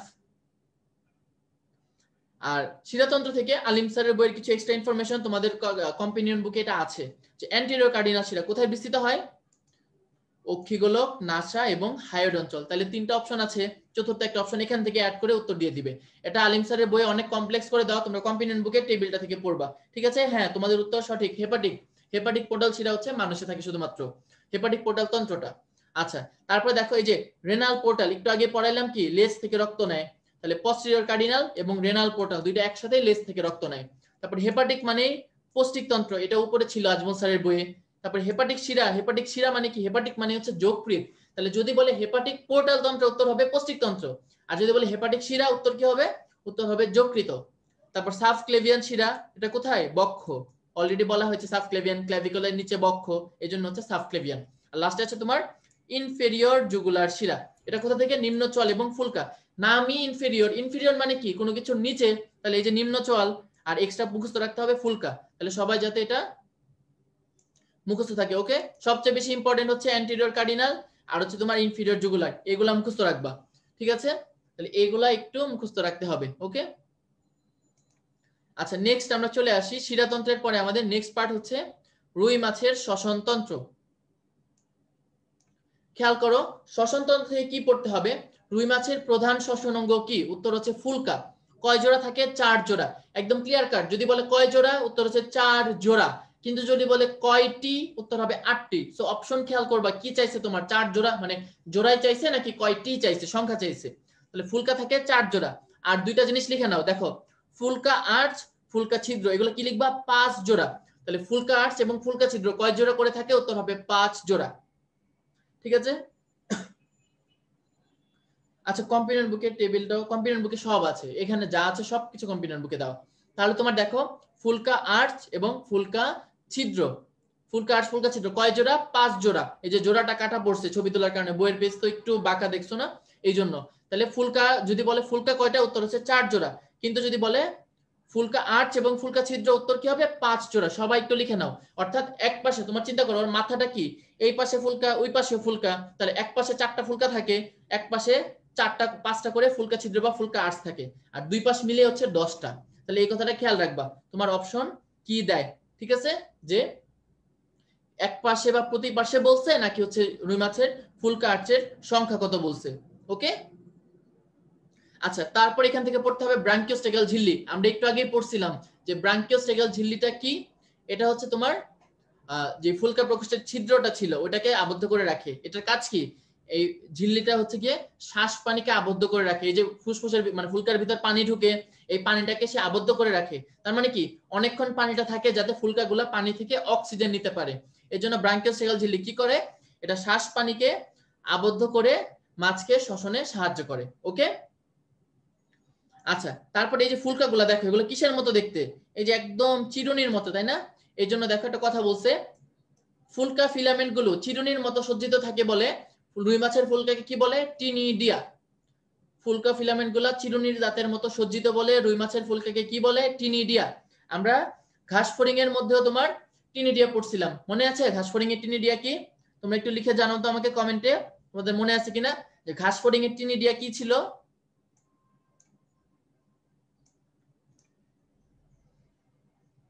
এবার দেখো তোমার ফুলকার গঠন। ফুলকার গঠন থেকে তোমাকে কি মনে রাখতে হবে?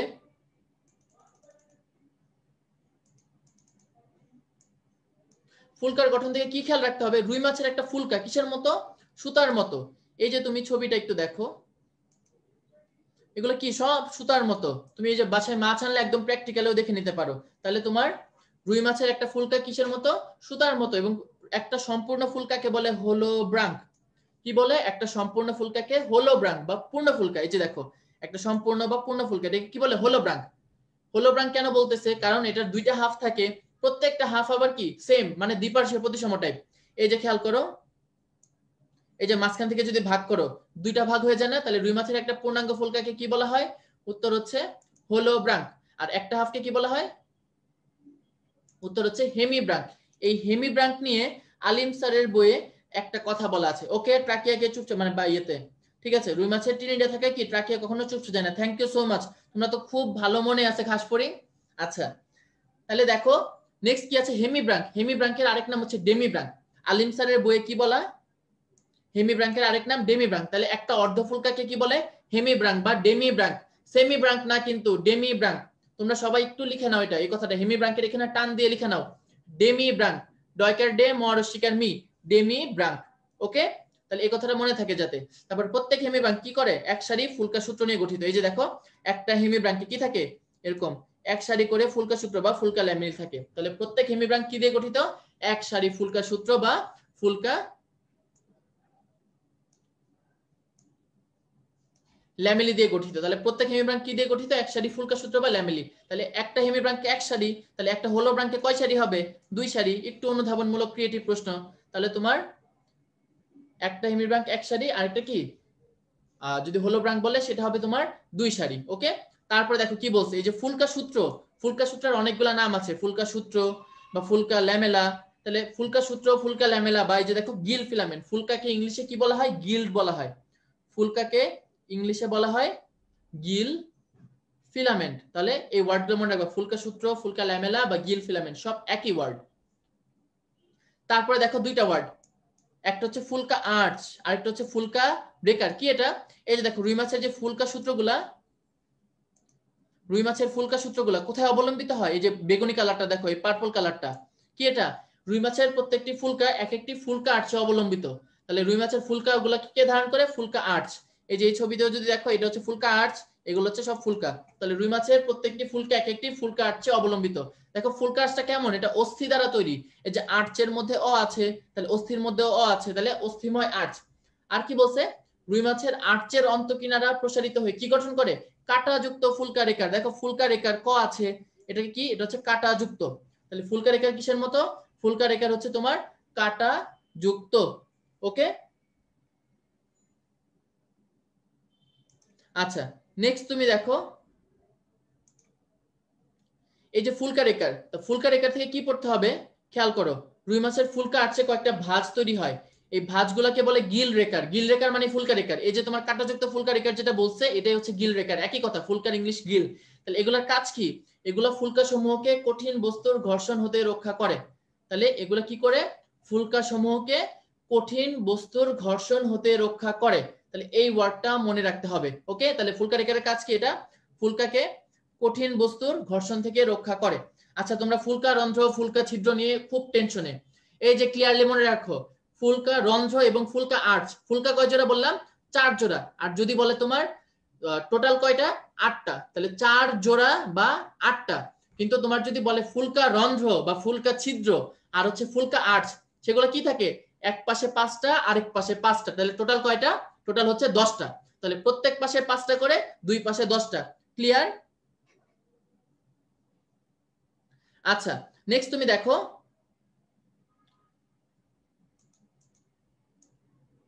একটা কথা আছে, প্রতিস্রোততন্ত্র। এটা কি? এটা নিয়ে আমি ডিটেইলস হচ্ছে সলভ ক্লাসে পড়াবো। তো প্রতিস্রোততন্ত্র জিনিসটা কি? এটা হচ্ছে যদি তোমরা ডিটেইলস জানতে চাও, এখান থেকে ন্যূনতম দুইটা কথা লাগবে। এই দুইটা কথা হচ্ছে কি তোমার প্রতিস্রোততন্ত্র কি করে? এটা রুই মাছের যে ফুলকার যে রক্তনালিকা গুলো আছে, এগুলোর মধ্যে পানি, এগুলো কি পানি স্রোত যদি ডান দিকে যায়, এগুলো বাম দিকে যাবে। তাহলে একটা বিপরীত দিকে ফ্লো হচ্ছে, একটা কলিশন হচ্ছে। এই জন্য কি হবে? পানির প্রবাহটা স্লো হয়ে যাবে। এই স্লো হওয়ার কারণে কি হবে? বেশি বেশি পরিমাণ পানি থেকে অক্সিজেন গ্রহণ করতে পারবে। তাহলে কত পরিমাণ? 80%। তাহলে প্রতিস্রোততন্ত্রের মাধ্যমে কত পার্সেন্ট অক্সিজেন সরবরাহ নিশ্চিত হয়? 80%। তাহলে দুইটা প্রশ্ন, প্রতিস্রোততন্ত্রের মাধ্যমে কোন গ্যাস সরবরাহ নিশ্চিত হয়? অক্সিজেন। যদি বলে কত পার্সেন্ট, উত্তর হবে 80%। ওকে, আচ্ছা। তারপরে ফুলকা এবং ফুসফুসের পার্থক্য, এটা আমি কিছু বলবো না, এগুলো মনে চাইলে পড়ে নিবা। এগুলো অলরেডি তোমার ফুলকা পড়ানো হয়েছে, তুমি হচ্ছে ফুসফুস পড়ছো 5 নাম্বার চ্যাপ্টারে, জাস্ট এগুলো একটু কম্পারিজন করে নিবা, এটা বলার কিছু নাই। আমরা চলে আসি রুই মাছের বায়ুথলিতে। তাহলে বায়ুথলি থেকে কি মনে রাখতে হবে? খেয়াল করো, আজমল স্যারের বইয়ে কি বলা? বায়ুথলি মেরুদণ্ডের নিচে এবং পৌষ্টিক নালীর উপরে, কিন্তু আলিম স্যারের বইয়ে কি বলা? পৌষ্টিক নালী এবং বৃক্কের মাঝে। তার মানে পার্থক্যটা কই? ওই জায়গায় আজমল স্যারের বইয়ে বলছে মেরুদণ্ড, এখানে বলছে বৃক্ক। তাহলে খেয়াল করে অ্যান্সার করবা অপশনে কি আছে। তাহলে পৌষ্টিক নালী কি দুই জায়গাতেই কমন। এই কমন হওয়ার কারণ কি? কারণ এই পৌষ্টিক নালীর প্রাচীর থেকে তোমার বায়ুথলি উৎপন্ন হয়।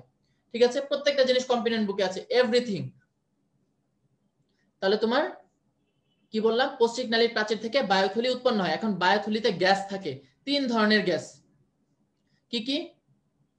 সি, এন এবং ও। তাহলে বায়ুথলিতে 3 ধরনের গ্যাস থাকে, কিভাবে মনে রাখবা? সিএনও দিয়ে। সিএনও মানে কি? সি দিয়ে কার্বন ডাই অক্সাইড, এন দিয়ে নাইট্রোজেন, ও দিয়ে হচ্ছে অক্সিজেন। এই যে দেখো, অক্সিজেন, নাইট্রোজেন আর হচ্ছে তোমার কার্বন ডাই অক্সাইড। তাহলে বায়ুথলিতে কয় ধরনের গ্যাস থাকে?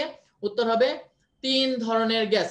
বায়ুথলিতে 3 ধরনের গ্যাস থাকে, অক্সিজেন, নাইট্রোজেন এবং কার্বন ডাই অক্সাইড। ওকে, সিএনও। কিন্তু বেশি কোনটা থাকে? বেশিটা থাকে হচ্ছে তোমার অক্সিজেন। তাহলে বেশি কোনটা থাকে? উত্তর হচ্ছে অক্সিজেন। তুমি যদি বলতে পারো নরমালি কি হয়, আমরা বায়ু বা বাতাস, বাতাস বলতে আমরা কি বুঝি? বাতাস বলতে আমরা বুঝি অক্সিজেনের কথা। ঠিক আছে, যদিও বাতাস বললে বাতাসের কম্পোজিশনে নাইট্রোজেন 78%, কিন্তু আমরা বাতাস বললে মূলত কি বোঝায়? যে আমরা বাতাস খেতেছি, কি নিচ্ছি? অক্সিজেন নিচ্ছি। তাহলে সবচেয়ে বেশি কোনটা থাকে? উত্তর হচ্ছে অক্সিজেন। তাহলে খেয়াল রাখবা এটা। তারপরে দেখো কি বলেছে তোমার, এই যে বায়ুথলি, এই বায়ুথলির মধ্যে থাকে হচ্ছে 2টা প্রকোষ্ঠ। তাহলে বায়ুথলি দেখো সম্মুখস্থ ছোট এবং পেছনের বড় প্রকোষ্ঠে বিভক্ত। 2টা প্রকোষ্ঠের মাঝখানে একটা খাঁজ, ওখানে কি থাকে? একটা নালী থাকে। যে দেখো সম্মুখ প্রকোষ্ঠের এখানে একটা নালী থাকে, কি সেটা?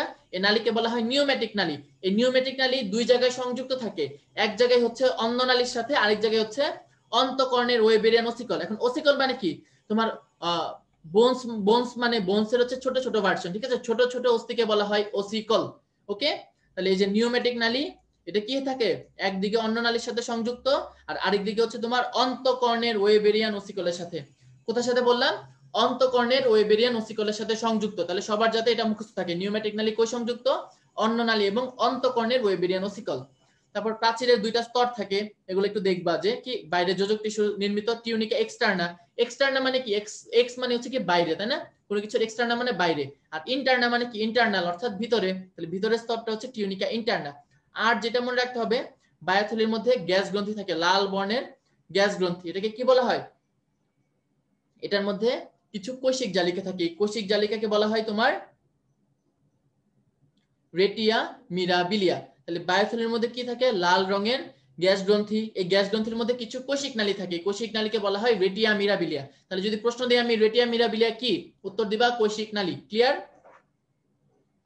নেক্সট আছে তোমার এই যে বায়ুথলি, 2টা প্রকোষ্ঠ, মাঝখানে একটা নালী থাকে, নালীটাকে বলে নিউমেটিক নালী।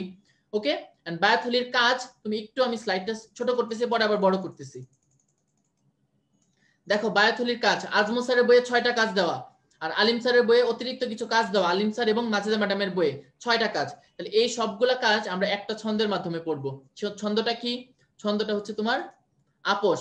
আপোষের আর নিচে দেখো কি লিখে রাখছি? 2, 3, 6, যেগুলা রেড কালার মার্ক করা। আপোষের আর নিচে রেড কালার দেখো 2, 3, 6। 2, 3, 6 মানে কি? দেখো 2 নাম্বারে এই পয়েন্টগুলো জাস্ট দাগ দাও। তোমরা ছন্দটা লিখে নিতে পারো, সাথে হচ্ছে তোমরা ছন্দ লিখে নিচে নাম্বারিং করো। আর এই যে দেখো 2 নাম্বারে কি বলা? অনেক কথাবার্তা বলা, বাট সামারি কি? আপেক্ষিক গুরুত্ব নিয়ন্ত্রণ। 3 নাম্বার সেম, কি বলা? আপেক্ষিক গুরুত্ব নিয়ন্ত্রণ। আর 6 নাম্বারে কি বলা? এটা অক্সিজেনের ভান্ডার। তাহলে আদি হচ্ছে 3টা, 2, 3, 6, আপেক্ষিক গুরুত্ব নিয়ন্ত্রণ, তারপর তোমার অক্সিজেনের ভান্ডার, এই 2টা ওয়ার্ড। হ্যাঁ, তারপর প দিয়ে দেখো কি লিখে রাখছি 1। দেখো কি বলছে? বায়ুথলিকে প্লাবতা রক্ষাকারী অঙ্গ বলে। তাহলে রুই মাছের প্লাবতা রক্ষাকারী অঙ্গ কি? উত্তর হচ্ছে বায়ুথলি। ওকে, তারপর আছে তোমার স দিয়ে 2টা, কি সেগুলা? দেখো শব্দ উৎপাদন এবং শব্দ গ্রহণ। তার মানে কি 4 এবং 5, শব্দ উৎপাদন, শব্দ গ্রহণ। তাহলে এগুলা গেল আমার আজমল স্যারের পড়া। আমার এক্সট্রা কিছু পড়া আছে, সেগুলা কি? সেগুলো হচ্ছে তোমার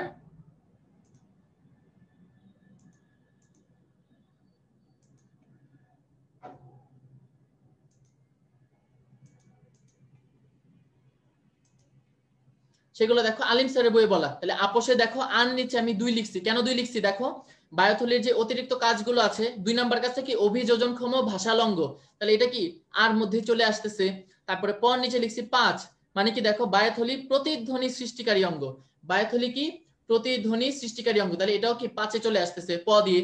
আর তোমার 4 এবং 6 কি দেওয়া সংবেদী অঙ্গ এবং শ্বসন, এগুলো আছে না এখানে 4, 6, তাহলে সংবেদী অঙ্গ, শ্বসন, শব্দ উৎপাদন, শব্দ গ্রহণ, এই ওয়ার্ডগুলো হচ্ছে তোমার কি আছে, এই ওয়ার্ডগুলো হচ্ছে তোমার সবগুলা স দিয়ে। তাহলে এইভাবে তুমি আপোষ দিয়ে সবগুলা কাজ মনে রাখতে পারো। 2টা কাজ বাদ পড়ছে কিটা, সেগুলো হচ্ছে 1 নাম্বারটা দেখো বায়োথলিকে কি বলা হয় উদস্থিতির অঙ্গ বা হাইড্রোস্ট্যাটিক অঙ্গ। তাহলে রুই মাছের উদস্থিতির অঙ্গ বা হাইড্রোস্ট্যাটিক অঙ্গ কাকে বলা হয়, বায়োথলিকে। কারণ কি সে হচ্ছে তার যে মানে রুই মাছকে ভাসতে সহায়তা করে। তারপরে তোমার যথাযথ মাধ্যাকর্ষণ কেন্দ্র রক্ষা, ওকে। তাহলে এই 2টা কাজ এক্সট্রা, এগুলো একটু মুখস্থ করে নিবা 1 এবং 3। তারপরে দেখো রুই মাছের বায়োথলি, বায়োথলি হচ্ছে 2 ধরনের আছে।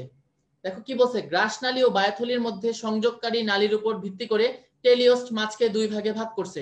এখন গ্রাসনালী ও বায়োথলির সংযোগকারী নালী মানে কি তোমার অন্ন নালী বা গ্রাসনালী, একই কথা কিন্তু, অন্ন নালী বা গ্রাসনালী 2টা হচ্ছে একই কথা, ওকে। আর টেলিওস্ট মাছ মানে কি, এটা হচ্ছে অ্যাক্টিনোপ্টেরিজিড বা মানে এমনি মাছের একটা সাব ক্লাস হচ্ছে টেলিওস্ট। তাহলে টেলিওস্ট কিন্তু অন্য কিছু না, একটা জাস্ট সাব ক্লাস। কি ভাগে ভাগ করছে, একটা হচ্ছে ফাইসোস্টোমি, একটা ফাইসোক্লিস্টি।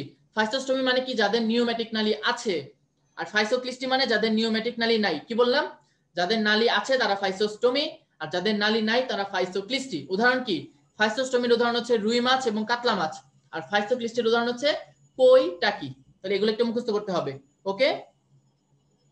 তাহলে তোমার ফাইসোস্টোমির উদাহরণ কি রুই মাছ এবং কাতলা মাছ, আর ফাইসোক্লিস্টি কি কই মাছ, টাকি মাছ। তাহলে সবার যাতে এটা মুখস্থ থাকে, ওকে। আচ্ছা নেক্সট হচ্ছে আরেকটা স্পট এক্সাম, আমি জাস্ট 30 সেকেন্ড সময় দিচ্ছি, তোমরা 30 সেকেন্ড বা 1 মিনিট সময় দিচ্ছি, তোমরা হচ্ছে একটু পুরাতন পড়াগুলো দেখো, আমি একটা স্পট এক্সাম আবার।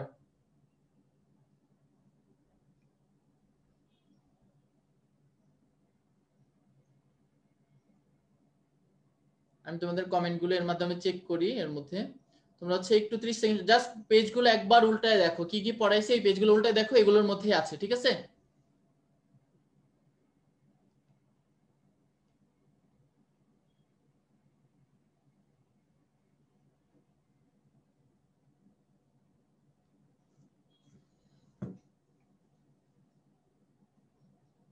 ঠিক আছে, তাহলে স্পট এক্সাম 2 3টা প্রশ্ন আছে, তোমরা একটু আনসার করে ফেলো।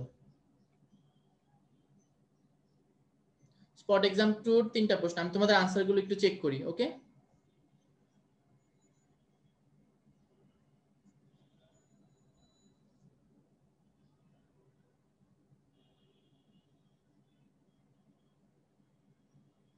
আচ্ছা টেলিওস মাছ কি তোমরা জিজ্ঞেস করতেছো, বললাম তো টেলিওস মানে কিছুই না, তোমার এই যে অ্যাক্টিনোপ্টেরা যে একটা মাছের শ্রেণী, তেমনি টেলিওস কি একটা সাব ক্লাস টাইপ, মানে অনেক কিছু এরকম সাব ক্লাস থাকে না, তাহলে টেলিওস হচ্ছে জাস্ট মাছের একটা সাব ক্লাস, ওকে। আচ্ছা তাহলে আমাদের আনসার চলে আসছে অলরেডি। তোমার সিলিয়াক মেসেন্টারিক ধমনী কোথায় রক্ত সরবরাহ করে না, উত্তর কি হবে বি, দেহ প্রাচীর, কারণ দেহ প্রাচীরে কে সরবরাহ করে, প্যারাটাল ধমনী। বায়োথলির কাজ নয় কোনটি, শব্দ সৃষ্টি, প্রতিরক্ষা, আপেক্ষিক গুরুত্ব নিয়ন্ত্রণ, প্লবতা রক্ষা। কি হবে উত্তর, সি নাম্বার প্রতিরক্ষা, কারণ রুই মাছের প্রতিরক্ষাকারী অঙ্গ হচ্ছে তোমার আইস। আর লাস্টে কি আছে, রুই মাছের দেহের প্রতি পাশে কয়টা ফুলকার্স থাকে, উত্তর কি 5টা। যদি আমি বলতাম, এখানে তো অপশনে 10 দেই নাই, তাহলে কনফিউশনের কোনো সুযোগ নাই। যদি বলতাম কয়টা, তাহলে 5টা। আর যদি বলে রুই মাছের দেহে ফুলকার্সের সংখ্যা কত, উত্তর হবে 10। বাট আদারওয়াইজ যদি বলে প্রতি পাশে, প্রতি পাশে মেনশন মানে কি এক সাইড চাচ্ছে, তার মানে উত্তর হবে তোমার 5, ওকে। ঠিক আছে, আমরা আমাদের ক্লাসের প্রায় লাস্ট ধাপে চলে আসছি, আর বেশিক্ষণ সময় নিব না। তাহলে দেখো রুই মাছের প্রজনন এবং জীবন বৃত্তান্ত,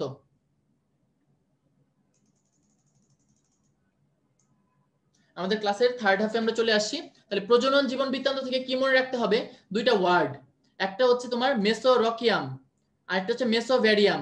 খেয়াল করো মেসোরকিয়াম, রকিয়ামে ক আছে, তাহলে এটা কি, এটা হচ্ছে শুক্রাশয়, শুক্রাশয় ক আছে না, তাহলে শুক্রাশয়ের আবরণীকে বলা হয় মেসোরকিয়াম। আর তোমার ডিম্বাশয়, ডিম্বাশয় মানে কি ইংলিশে বলা হয় ওভারি, তাহলে ওভারি মানে কি যে মেসোভ্যারিয়াম ওভারি, তাহলে এটা কিন্তু খেয়াল রাখতে হবে, ওকে। তাহলে মেসোরকিয়াম এবং মেসোভ্যারিয়াম। তারপর নেক্সট কি বলা আছে, রুই মাছ কখন প্রজননক্ষম হয়, উত্তর হচ্ছে 2 বছর বয়সে। তাহলে রুই মাছ কখন প্রজননক্ষম হয়, উত্তর কি 2 বছর বয়সে রুই মাছ প্রজননক্ষম হয়। আর তারা প্রজননের জন্য তৈরি হয় হচ্ছে জুন জুলাই মাসে। এই যে খেয়াল করো, প্রজননের জন্য তৈরি হয় কি 2 বছর বয়সে জননক্ষম হয়। তারপরে রুই মাছ কি হয় জুন জুলাই মাসে প্রজননের জন্য তৈরি হয়। তারপরে একটা কথা বলা, রুই মাছ তার প্রতি কেজি দেহ ওজনের জন্য কতটুকু মানে ডিম উৎপাদন করে? উত্তর হচ্ছে 1 লক্ষ থেকে 4 লক্ষ। ঠিক আছে, রুই মাছ তার প্রতি কেজি দেহ ওজনের জন্য কি করে? 1 লক্ষ থেকে 4 লক্ষ ডিম উৎপাদন করে। এই ইয়াটাকে বলা হয় ফিকান্ডিটি। আমরা একটু পরেই পড়বো একটা স্লাইডে ফিকান্ডিটি কি। তারপর নিষেক, নিষেক থেকে পড়তে হবে। নিষেক কোথায় হয়? রুই মাছের নিষেকটা হয় পানিতে, এবং বহির্নিষেক হয়, অর্থাৎ মানে স্ত্রী রুই মাছটা হচ্ছে ডিম ছাড়ে আর পুরুষটা হচ্ছে স্পার্ম ছাড়ে, দুইটা মিলে পানির মধ্যেই হচ্ছে নিষেকটা হয়। যেন রুই মাছের নিষেককে কি বলে? বহির্নিষেক। আর এই নিষেকের সময় পানিতে তাপমাত্রা থাকে 27 থেকে 30 ডিগ্রি সেলসিয়াস। আলিম স্যারের বইয়ে বলা পানিতে এই সময় তাপমাত্রা থাকে 24 থেকে 28। তাহলে এখানে তুমি একটু টান দিয়ে লিখে নাও 24 থেকে 28। ওকে, তাহলে রুই মাছ কি হয় 24 থেকে 28 ডিগ্রি সেলসিয়াস। আলিম স্যারের বই এটা বলা, আর আজমল স্যারের বই কি বলা 27 থেকে 30 ডিগ্রি। আর লাস্ট পয়েন্ট, সেটা কি নিষিক্ত ডিমকে জাইগোট বলে। তোমরা সবাই জানো স্পার্ম এবং ওভাম মিলে কি তৈরি করে? জাইগোট তৈরি করে, তাই না? এই জন্য কি বলছে? নিষিক্ত ডিমকে জাইগোট বলে। এবার দেখো আমি তোমাদেরকে যে স্লাইডটার কথা বলছিলাম, এইটা হচ্ছে তোমার কম্পিনিয়ন বুকে আছে। এই স্লাইডটা সম্পূর্ণটাই কম্পিনিয়ন বুকে আছে। ঠিক আছে, তাহলে খেয়াল করো কি আছে, কিছু ওয়ার্ড, কিছু সংজ্ঞা দেওয়া। সবার প্রথমে দেখো ডিম কি বলা? রুই মাছের ডিমের সাইজ কত? ডিমের ব্যাস 4.1 থেকে 4.8 মিলিমিটার। তারপরে দুইটা ওয়ার্ড আছে। ডিমের ধরন, ডিম হচ্ছে দুই রকম থাকে, একটা ডিমার্সাল ডিম, একটা প্যালাজিক ডিম। ডিমার্সাল মানে কি? দেখো ড দিয়ে ডিমার্সাল, ড দিয়ে কি ডুবা, তার মানে কি যেসব ডিম নিষেকের পরে ডুবে যায় সেগুলোকে বলে ডিমার্সাল ডিম, আর যেসব ডিম নিষেকের পরে ভেসে থাকে সেগুলোকে বলে প্যালাজিক ডিম। যেমন ডিমার্সাল ডিমের উদাহরণ হচ্ছে রুই মাছ। রুই মাছ নিজেই একটা ডিমার্সাল ডিমের উদাহরণ। ওকে, আর প্যালাজিক ডিম কি? প্যালাজিক ডিম হচ্ছে সামুদ্রিক মাছ। এই যে বিভিন্ন সামুদ্রিক মাছ যা আছে, হাঙ্গর টাঙ্গর টিমি টিমি যাই বলো, এগুলো হচ্ছে প্যালাজিক ডিমের উদাহরণ। তারপরে দেখো কিছু ওয়ার্ড, একটা হচ্ছে স্পনিং। স্পনিং, স্পনিং জিনিসটা কি? স্ত্রী রুই মাছ ডিম পাড়তেছে, পুরুষ রুই মাছ কি শুক্রাণু নিঃসরণ করতেছে, এই যে প্রক্রিয়াটা এটাকে বলে স্পনিং। এটা কত সেকেন্ডের মধ্যে হয়? 15 সেকেন্ডের মধ্যে। তারপর ইন্ডিও স্পনিং। ইন্ডিও স্পনিং মানে কি? এই যে আমরা বিভিন্ন মাছের হ্যাচারি আছে, হ্যাচারিগুলোর মধ্যে কি হয় আর্টিফিশিয়ালি হচ্ছে ব্রিডিং করা হয় না মাছের, এই আর্টিফিশিয়াল ব্রিডিংটাই হচ্ছে ইন্ডিও স্পনিং। কি করা হয়? মাছের মধ্যে এইচসিজি হরমোন অর্থাৎ হিউম্যান কোরিওনিক গনোড্রোপিন, এই হরমোনটা ইনজেক্ট করা হয় মাছের মধ্যে। হিউম্যান কোরিওনিক গনোড্রোপিন হরমোনটা ইনজেক্ট করা হয়, সাথে হচ্ছে পিটুইটারি গ্রন্থিও ইনজেক্ট করা হয়। তারপর ফিকান্ডিটি অলরেডি বলা হয়েছে, রুই মাছ তার প্রতি কেজি দেহ ওজনের জন্য 1 লক্ষ থেকে 4 লক্ষ ডিম উৎপাদন করে, এই ক্ষমতাকে বলে ফিকান্ডিটি। নেক্সট আছে তোমার অ্যাট্রেসিয়া কি আর ব্রুড মাছ কি। অ্যাট্রেসিয়া মানে তোমার রুই মাছ, স্ত্রী রুই মাছ ডিম পারলো, ঠিক আছে, কিন্তু এটা মানে উপযুক্ত পরিবেশ পাইলো না, যে সে হচ্ছে গিয়ে মানে পানির মধ্যে যে অক্সিজেন নাই, ওই তাপমাত্রাটা নাই, তাহলে ডিম পাড়ার পরে কি সেগুলো আবার সে তার বডি থেকে শোষণ করে ফেলবে, এটাকে বলে অ্যাট্রেসিয়া। আর লাস্টে আছে ব্রুড মাছ, অর্থাৎ যৌন পরিপক্ক রুই মাছকে বলে ব্রুড মাছ, অর্থাৎ যেই রুই মাছটা কি হয় অ্যাডাল্ট হয়ে গেছে এটাকে বলে ব্রুড মাছ। এবার দেখো আমাদের লাস্ট টপিক রুই মাছের জীবন চক্র। জীবন চক্র থেকে কি মনে রাখতে হবে? দেখো রুই মাছের কি হয়, জাইগোট তৈরি হচ্ছিল, জাইগোটে কি হয় 30 থেকে 45 মিনিট পরে ক্লিভেজ হয়। ক্লিভেজটা কোন ধরনের? মেরোব্লাস্টিক ক্লিভেজ, অর্থাৎ বেশি কুসুমযুক্ত ডিমের আংশিক ক্লিভেজ যেটা হয়। এটা সম্পর্কে ডিটেইলস সলভ ক্লাসে বলবো। তাহলে তোমরা যদি কেউ পারো, ঠিক আছে, তোমরা যদি কেউ ওটা পারো আমাকে ওই যে কমেন্টে লিখে জানাবে সলভ ক্লাসে। এখন তো ক্লাস তো জমে না, তাহলে মুখে বলতে পারতা, তাহলে কমেন্ট আগে রেডি করে রাখবা, আমি দেখবো কে সবার আগে এটার উত্তর দিচ্ছে। ওকে, তাহলে ক্লিভেজটা মেরোব্লাস্টিক। ক্লিভেজের পরে কি তৈরি হয়? এই যে এখানে অনেক লাইনগুলা দাগ দেওয়া, তো এই লাইনগুলোতে আমি এখানে যাচ্ছি না, এই যে যা যা দাগ দেওয়া আছে, তো এই প্রত্যেকটা ধাপ আমি হচ্ছে সবকিছু তোমাদের জন্য একটা টেবিল বানিয়ে নিয়ে আসছি। এখানে জাস্ট যা যা দাগ দেওয়া আছে এগুলা পড়লেই চলবে, বা তোমার একটা টেবিল আছে ক্লাস নোটের মধ্যেও একটা টেবিল করে দিয়েছি। তাহলে জীবন চক্র ফার্স্টে কি জানতে হবে একটু তোমরা দেখো।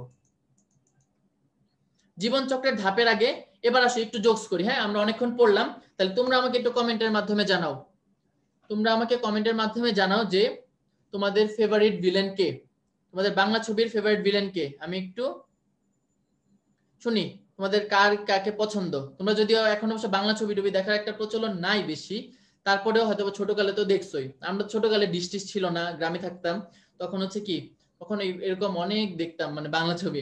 তাহলে বলো তোমাদের বাংলা ছবির, আচ্ছা ভিডিও চলে যায়নি, আমি নিজে একটা হোয়াইট পেজ আনছি, ভিডিও যায়নি। আচ্ছা ডিপজল, মিশা, আচ্ছা ম্যাক্সিমাম মনে হয় ডিপজল বলবে নাকি? আচ্ছা সবাই মানে ডিপজলের পক্ষপাতী বেশি, ম্যাক্সিমামই হচ্ছে ডিপজল আনসার করতেছে। ডিপজল, মিশা। আচ্ছা ঠিক আছে, ডিপজল এবং মিশা সওদাগর তোমরা বলতেছো তাই না? তাহলে আমি, আমার ফেভারিট হচ্ছে কি জাম্বু। তোমাদের কি মনে আছে, তোমরা কি চিনো জাম্বুকে? এই যে মোটা করে একটা ভিলেন যে ছিল, এখন তো ছবি করে না। তোমরা কি জাম্বুকে চিনো?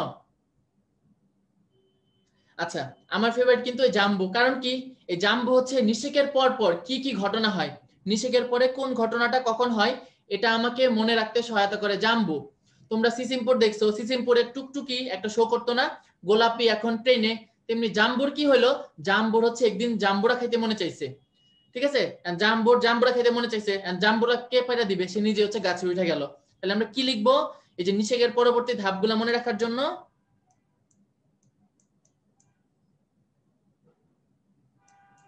জাম্বু এখনটা আমি লিখলাম না, ঠিক আছে, এখনটা স্কিপ করলাম, জাম্বু এখন গাছে, কারণ এখনটা আমাদের হচ্ছে লাগবে না।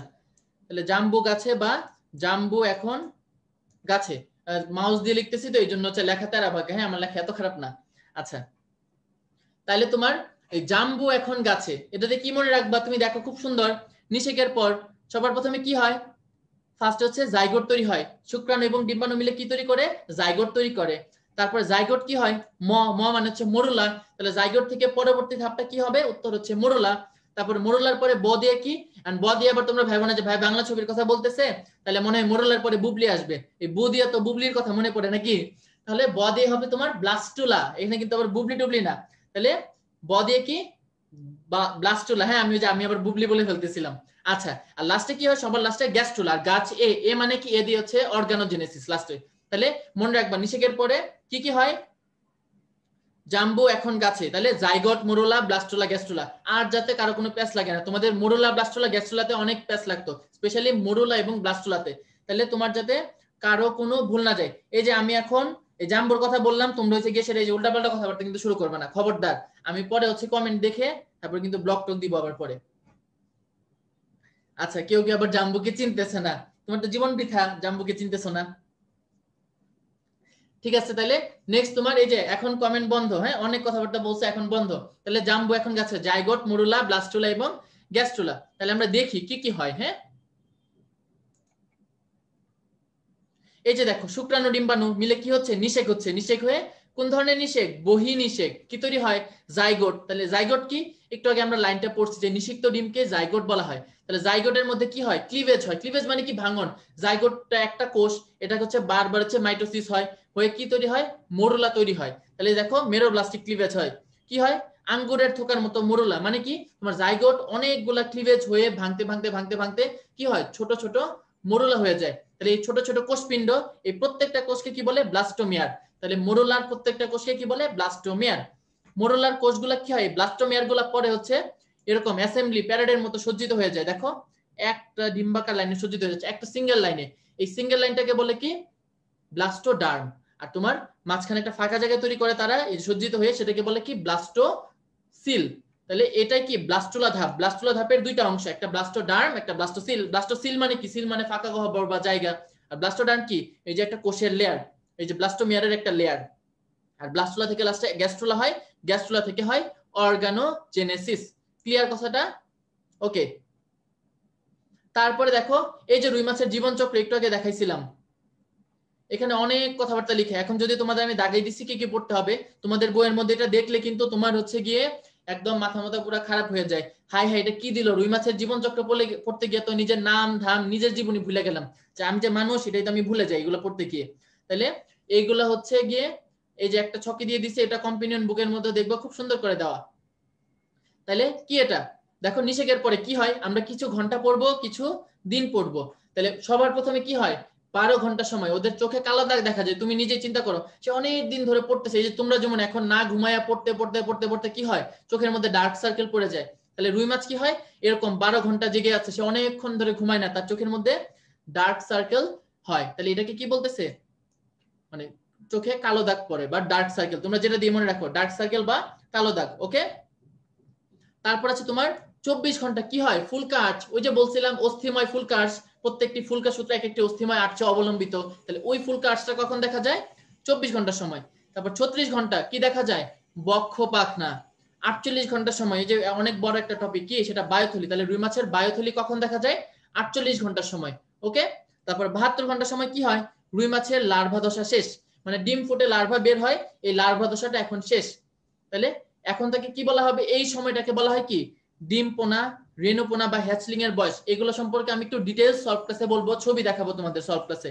ওকে, তোমাদেরকে সলভ ক্লাসে আমি ছবি দেখাবো এগুলার, যে ডিম পোনা কি, রেণু পোনা কি, তারপর ধানি পোনা কি, আঙ্গুলি পোনা কি। তো তোমরা হচ্ছে ওই সময়টা কিন্তু একটু দেখতে পারো। আচ্ছা, তারপর দেখো তোমার 72 ঘন্টা সময় কি হয়? লার্ভা দশা সমাপ্তি। এই সময়টাকে বলা হয় ডিম পোনা, রেণু পোনা বা হ্যাচলিং এর বয়স। এখন এখানে ঝামেলা কই? ওই যে আমি ফার্স্ট পেজ পড়ানোর সময় বলছিলাম হালদা নদীর রেণু পোনা বা ডিম পোনার বয়স 4 দিন। তাহলে তুমি কি করবা? তোমার যদি হচ্ছে গিয়ে ঘন্টা দিয়ে প্রশ্ন থাকে তখন উত্তর করবা 72 ঘন্টা, বাট যদি বলে কয় দিন তাহলে বুঝবা ফার্স্ট পেজ থেকে প্রশ্ন হয়েছে, উত্তর হবে কয় দিন? 4 দিন। তাহলে এটা যাতে মনে থাকে। ওকে, তাহলে যদি বলে কয় দিন, উত্তর হবে 4 দিন, বাট যদি বলে কয় ঘন্টা, উত্তর কি 72 ঘন্টা হবে। ওকে, এটা যাতে মনে থাকে। তারপরে তার ডিম পোনা শেষ, এবার নেক্সট যে পোনাটা তৈরি হবে সেটাকে বলে ধানি পোনা বা আঙ্গুলি পোনা। নেক্সট যেটা তৈরি হবে ধানি পোনা বা আঙ্গুলি পোনা। অ্যাকচুয়ালি ধানি পোনা এবং আঙ্গুলি পোনা দুইটা আলাদা জিনিস, আমি ছবিতে দেখাবো সলভ ক্লাসে।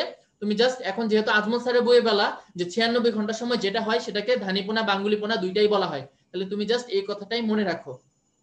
তাহলে 96 ঘন্টার সময় কি বলা হবে? ধানি পোনা বা আঙ্গুলি পোনা। তারপর নেক্সট আছে তোমার লাস্ট দুইটা মনে রাখবা, 5 দিন আর 15 দিন। 5 দিনের সময় কি হয়? রুই মাছের লেজে একটা লাল দাগ দেখা যায়, ওইটা দেখে হচ্ছে বাছাই করে যে হ্যাঁ এটা রুই মাছের পোনা। আর লাস্ট যেটা আছে তোমার সেটা কি? 15 দিন। 15 দিনের সময় কি দেখা যায়? ওই যে ফার্স্টে একটা ম্যাক্সিলারি বারবেলের কথা বলছিলাম তোমাদেরকে, এই ম্যাক্সিলারি বারবেল মাথায় যেটা ছিল, এই ম্যাক্সিলারি বারবেলটা হচ্ছে তোমার তখন দেখা যায়। তাহলে এই পয়েন্টগুলো তোমার ভালো করে মনে রাখতে হবে। ওকে, তাহলে আমি আবার রিপিট করছি। 12 ঘন্টার সময় কি হয়? চোখে কালো দাগ বা ডার্ক সার্কেল, যেটা দিয়ে মনে রাখো। 24 ঘন্টার সময় ফুলকা আঁচ। 36 ঘন্টার সময় বক্ষ পাখনা। 48 ঘন্টার সময় বায়ুথলি।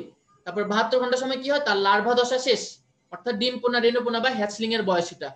তারপর 96 ঘন্টার সময় লার্ভা দশা শেষ, এখন যে পোনাটা এটাকে বলে ধানি পোনা বা আঙ্গুলি পোনা। তারপর 5 দিনের সময় রুই মাছের লেজে লাল দাগ দেখে এটা শনাক্ত করা হয়। আর 15 দিনের সময় কি দেখা যায়?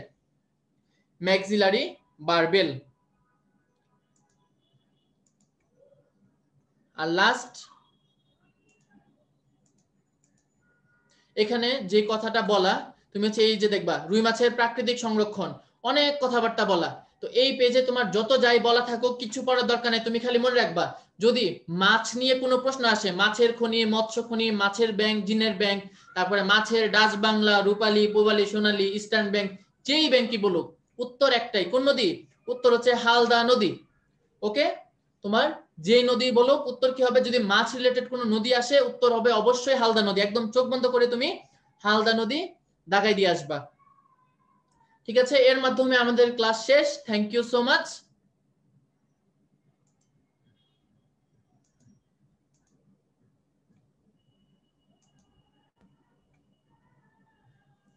আচ্ছা, তাহলে সবাইকে অসংখ্য ধন্যবাদ। আমাদের খুব তাড়াতাড়ি ক্লাস শেষ হয়ে গেল। আমি যা যা পড়াইছি অলমোস্ট তোমার দুইটা অ্যাকচুয়ালি 3টা বইয়ের ইনফরমেশন পড়াই দিছি, সাথে দুই একটা জিনিস বাদ আছে সেগুলো আমি সলভ ক্লাসে পড়াবো। তো তোমাদের আজকের ক্লাসে আমি যা যা পড়িয়েছি এইগুলাই তোমার পরীক্ষায় আসবে। ওকে, একদম ক্লিয়ার কাট কথা, আমি যা যা পড়াইছি এর মধ্যে থেকেই থাকবে, নতুন কোনো কিছু আবির্ভাব হবে না। তো তোমরা যদি এগুলা পড়ো, তোমরা বায়োলজিতে যেই স্পেশাল এক্সামের 25, তারপরে তোমার রেগুলার এক্সামের যে 85, একদম ফুল মার্কসই পাইতে পারবা। ঠিক আছে, হয়তো বা একটা দুটো এদিক ওদিক হইতে পারে, বাট আদারওয়াইজ ম্যাক্সিমাম মানুষের 80+ পাওয়ার কথা।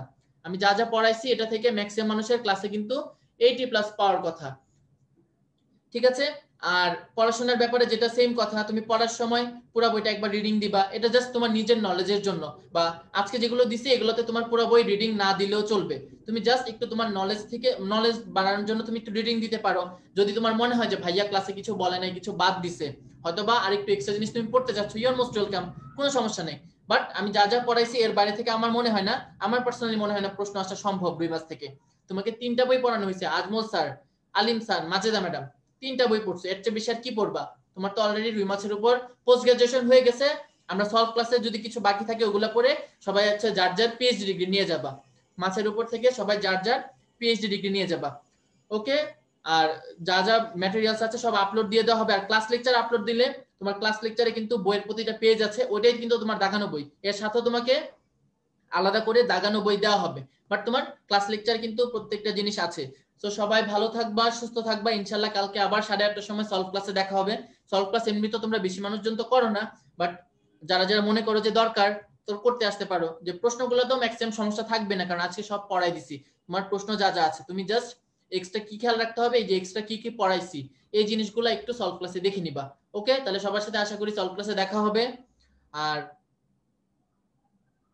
সবাই হচ্ছে ভালো থাকো, সুস্থ থাকো, সেফ থাকো, এবং বাইরে টাইরে বেশি একটা যাও না, কারণ কোচিং তো বাসায় বসেই করতেছো। আর বাইরে গেলেও মাস্ক পরো, স্যানিটাইজার ইউজ করো, সেফ থাকো, ঠিক আছে? কারণ অ্যাডমিশনের সময়টা খুবই ক্রুশিয়াল। এখন যদি অসুস্থ হয়ে যাও তোমার 10-12 দিন একটা লস যাবে। এই ট্রমাটা কিন্তু 10-12 দিন লস যাওয়া মানে তোমার 5-6টা চ্যাপ্টার, কিন্তু এটা কিন্তু তোমার এই ল্যাকিংসটা তোমার লাস্ট পর্যন্ত থেকে যাবে।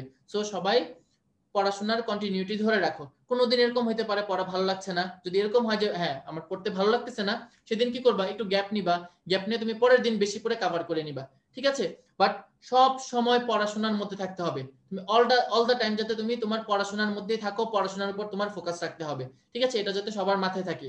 ভালো করে পড়লে ইনশাল্লাহ তুমি চান্স পাবা। তুমি জাস্ট এটাই মনে রাখো, কে কি পারলো না পারলো সেটা ফ্যাক্টর, তুমি তোমার প্রিপারেশন ভালো করে নিবা, তুমি হার্ড ওয়ার্ক করবা, তাইলে তুমি চান্স পাবা, ঠিক আছে? তাহলে সবার জন্য বেস্ট অফ লাক রেগুলার এক্সামগুলোর জন্য। ইনশাআল্লাহ সলভ ক্লাসে আবার দেখা হবে, এবং আশা করব সবাই এক্সাম দিবা। আর তোমরা ক্লাস করো অনেক মানুষ, কিন্তু এক্সাম কিন্তু বেশি মানুষ দাও না, এটা কিন্তু খুব খারাপ অভ্যাস। সবাই এক্সাম দিবা প্লিজ, এটা আমার রিকোয়েস্ট। সবাই প্লিজ হচ্ছে তোমার রিকোয়েস্ট, সবাই এক্সাম দিবা। আর ক্লাসের ভিডিও অনেকক্ষণ থাকবে, তোমার ঘাসফড়িং এর ভিডিও তো মনে হয় এখনো আছে আজকে রাতে। আর হচ্ছে আজকে প্যারালাল কোর্সে তোমাদের ঘাসফড়িং এর ক্লাস আছে 6টার সময়। তখন আমি 6টার সময় আবার দেখা হবে। তো যাদের যাদের মনে হয় ঘাসফড়িং আমি যা যা পড়াই দিছিলাম এতেই তোমার ক্লিয়ার হয়ে যাওয়ার কথা, তারপর যদি মনে হয় যে ঘাসফড়িংটা একটু আবার পড়বা, আবার ক্লিয়ার করবা, নতুন করে পড়ার দরকার নেই। অ্যাটলিস্ট তুমি জাস্ট তোমার ক্লাসের পড়াগুলা, তুমি ক্লাসে যদি কথাগুলো শুনো তাহলে কিন্তু তোমার অনেক বেশি পড়া আবার ক্লিয়ার হয়ে যাবে। তুমি জাস্ট আবার শুনলা, সেটাই তোমার উপকার হবে। তাহলে সন্ধ্যা 6টার সময় আবার দেখা হবে। আমি ভুলে গেছিলাম প্যারালাল কোর্সের কথা। তাহলে সবাই থেকে বিদায় নিচ্ছি, সবাই ভালো থাকো, সুস্থ থাকো, আল্লাহ হাফেজ। আর যার কোনো সমস্যা থাকবে কমেন্ট বক্সে করো কমেন্ট জুলজির, আমি সব আনসার দিব। ওকে, ঠিক আছে, আল্লাহ হাফেজ।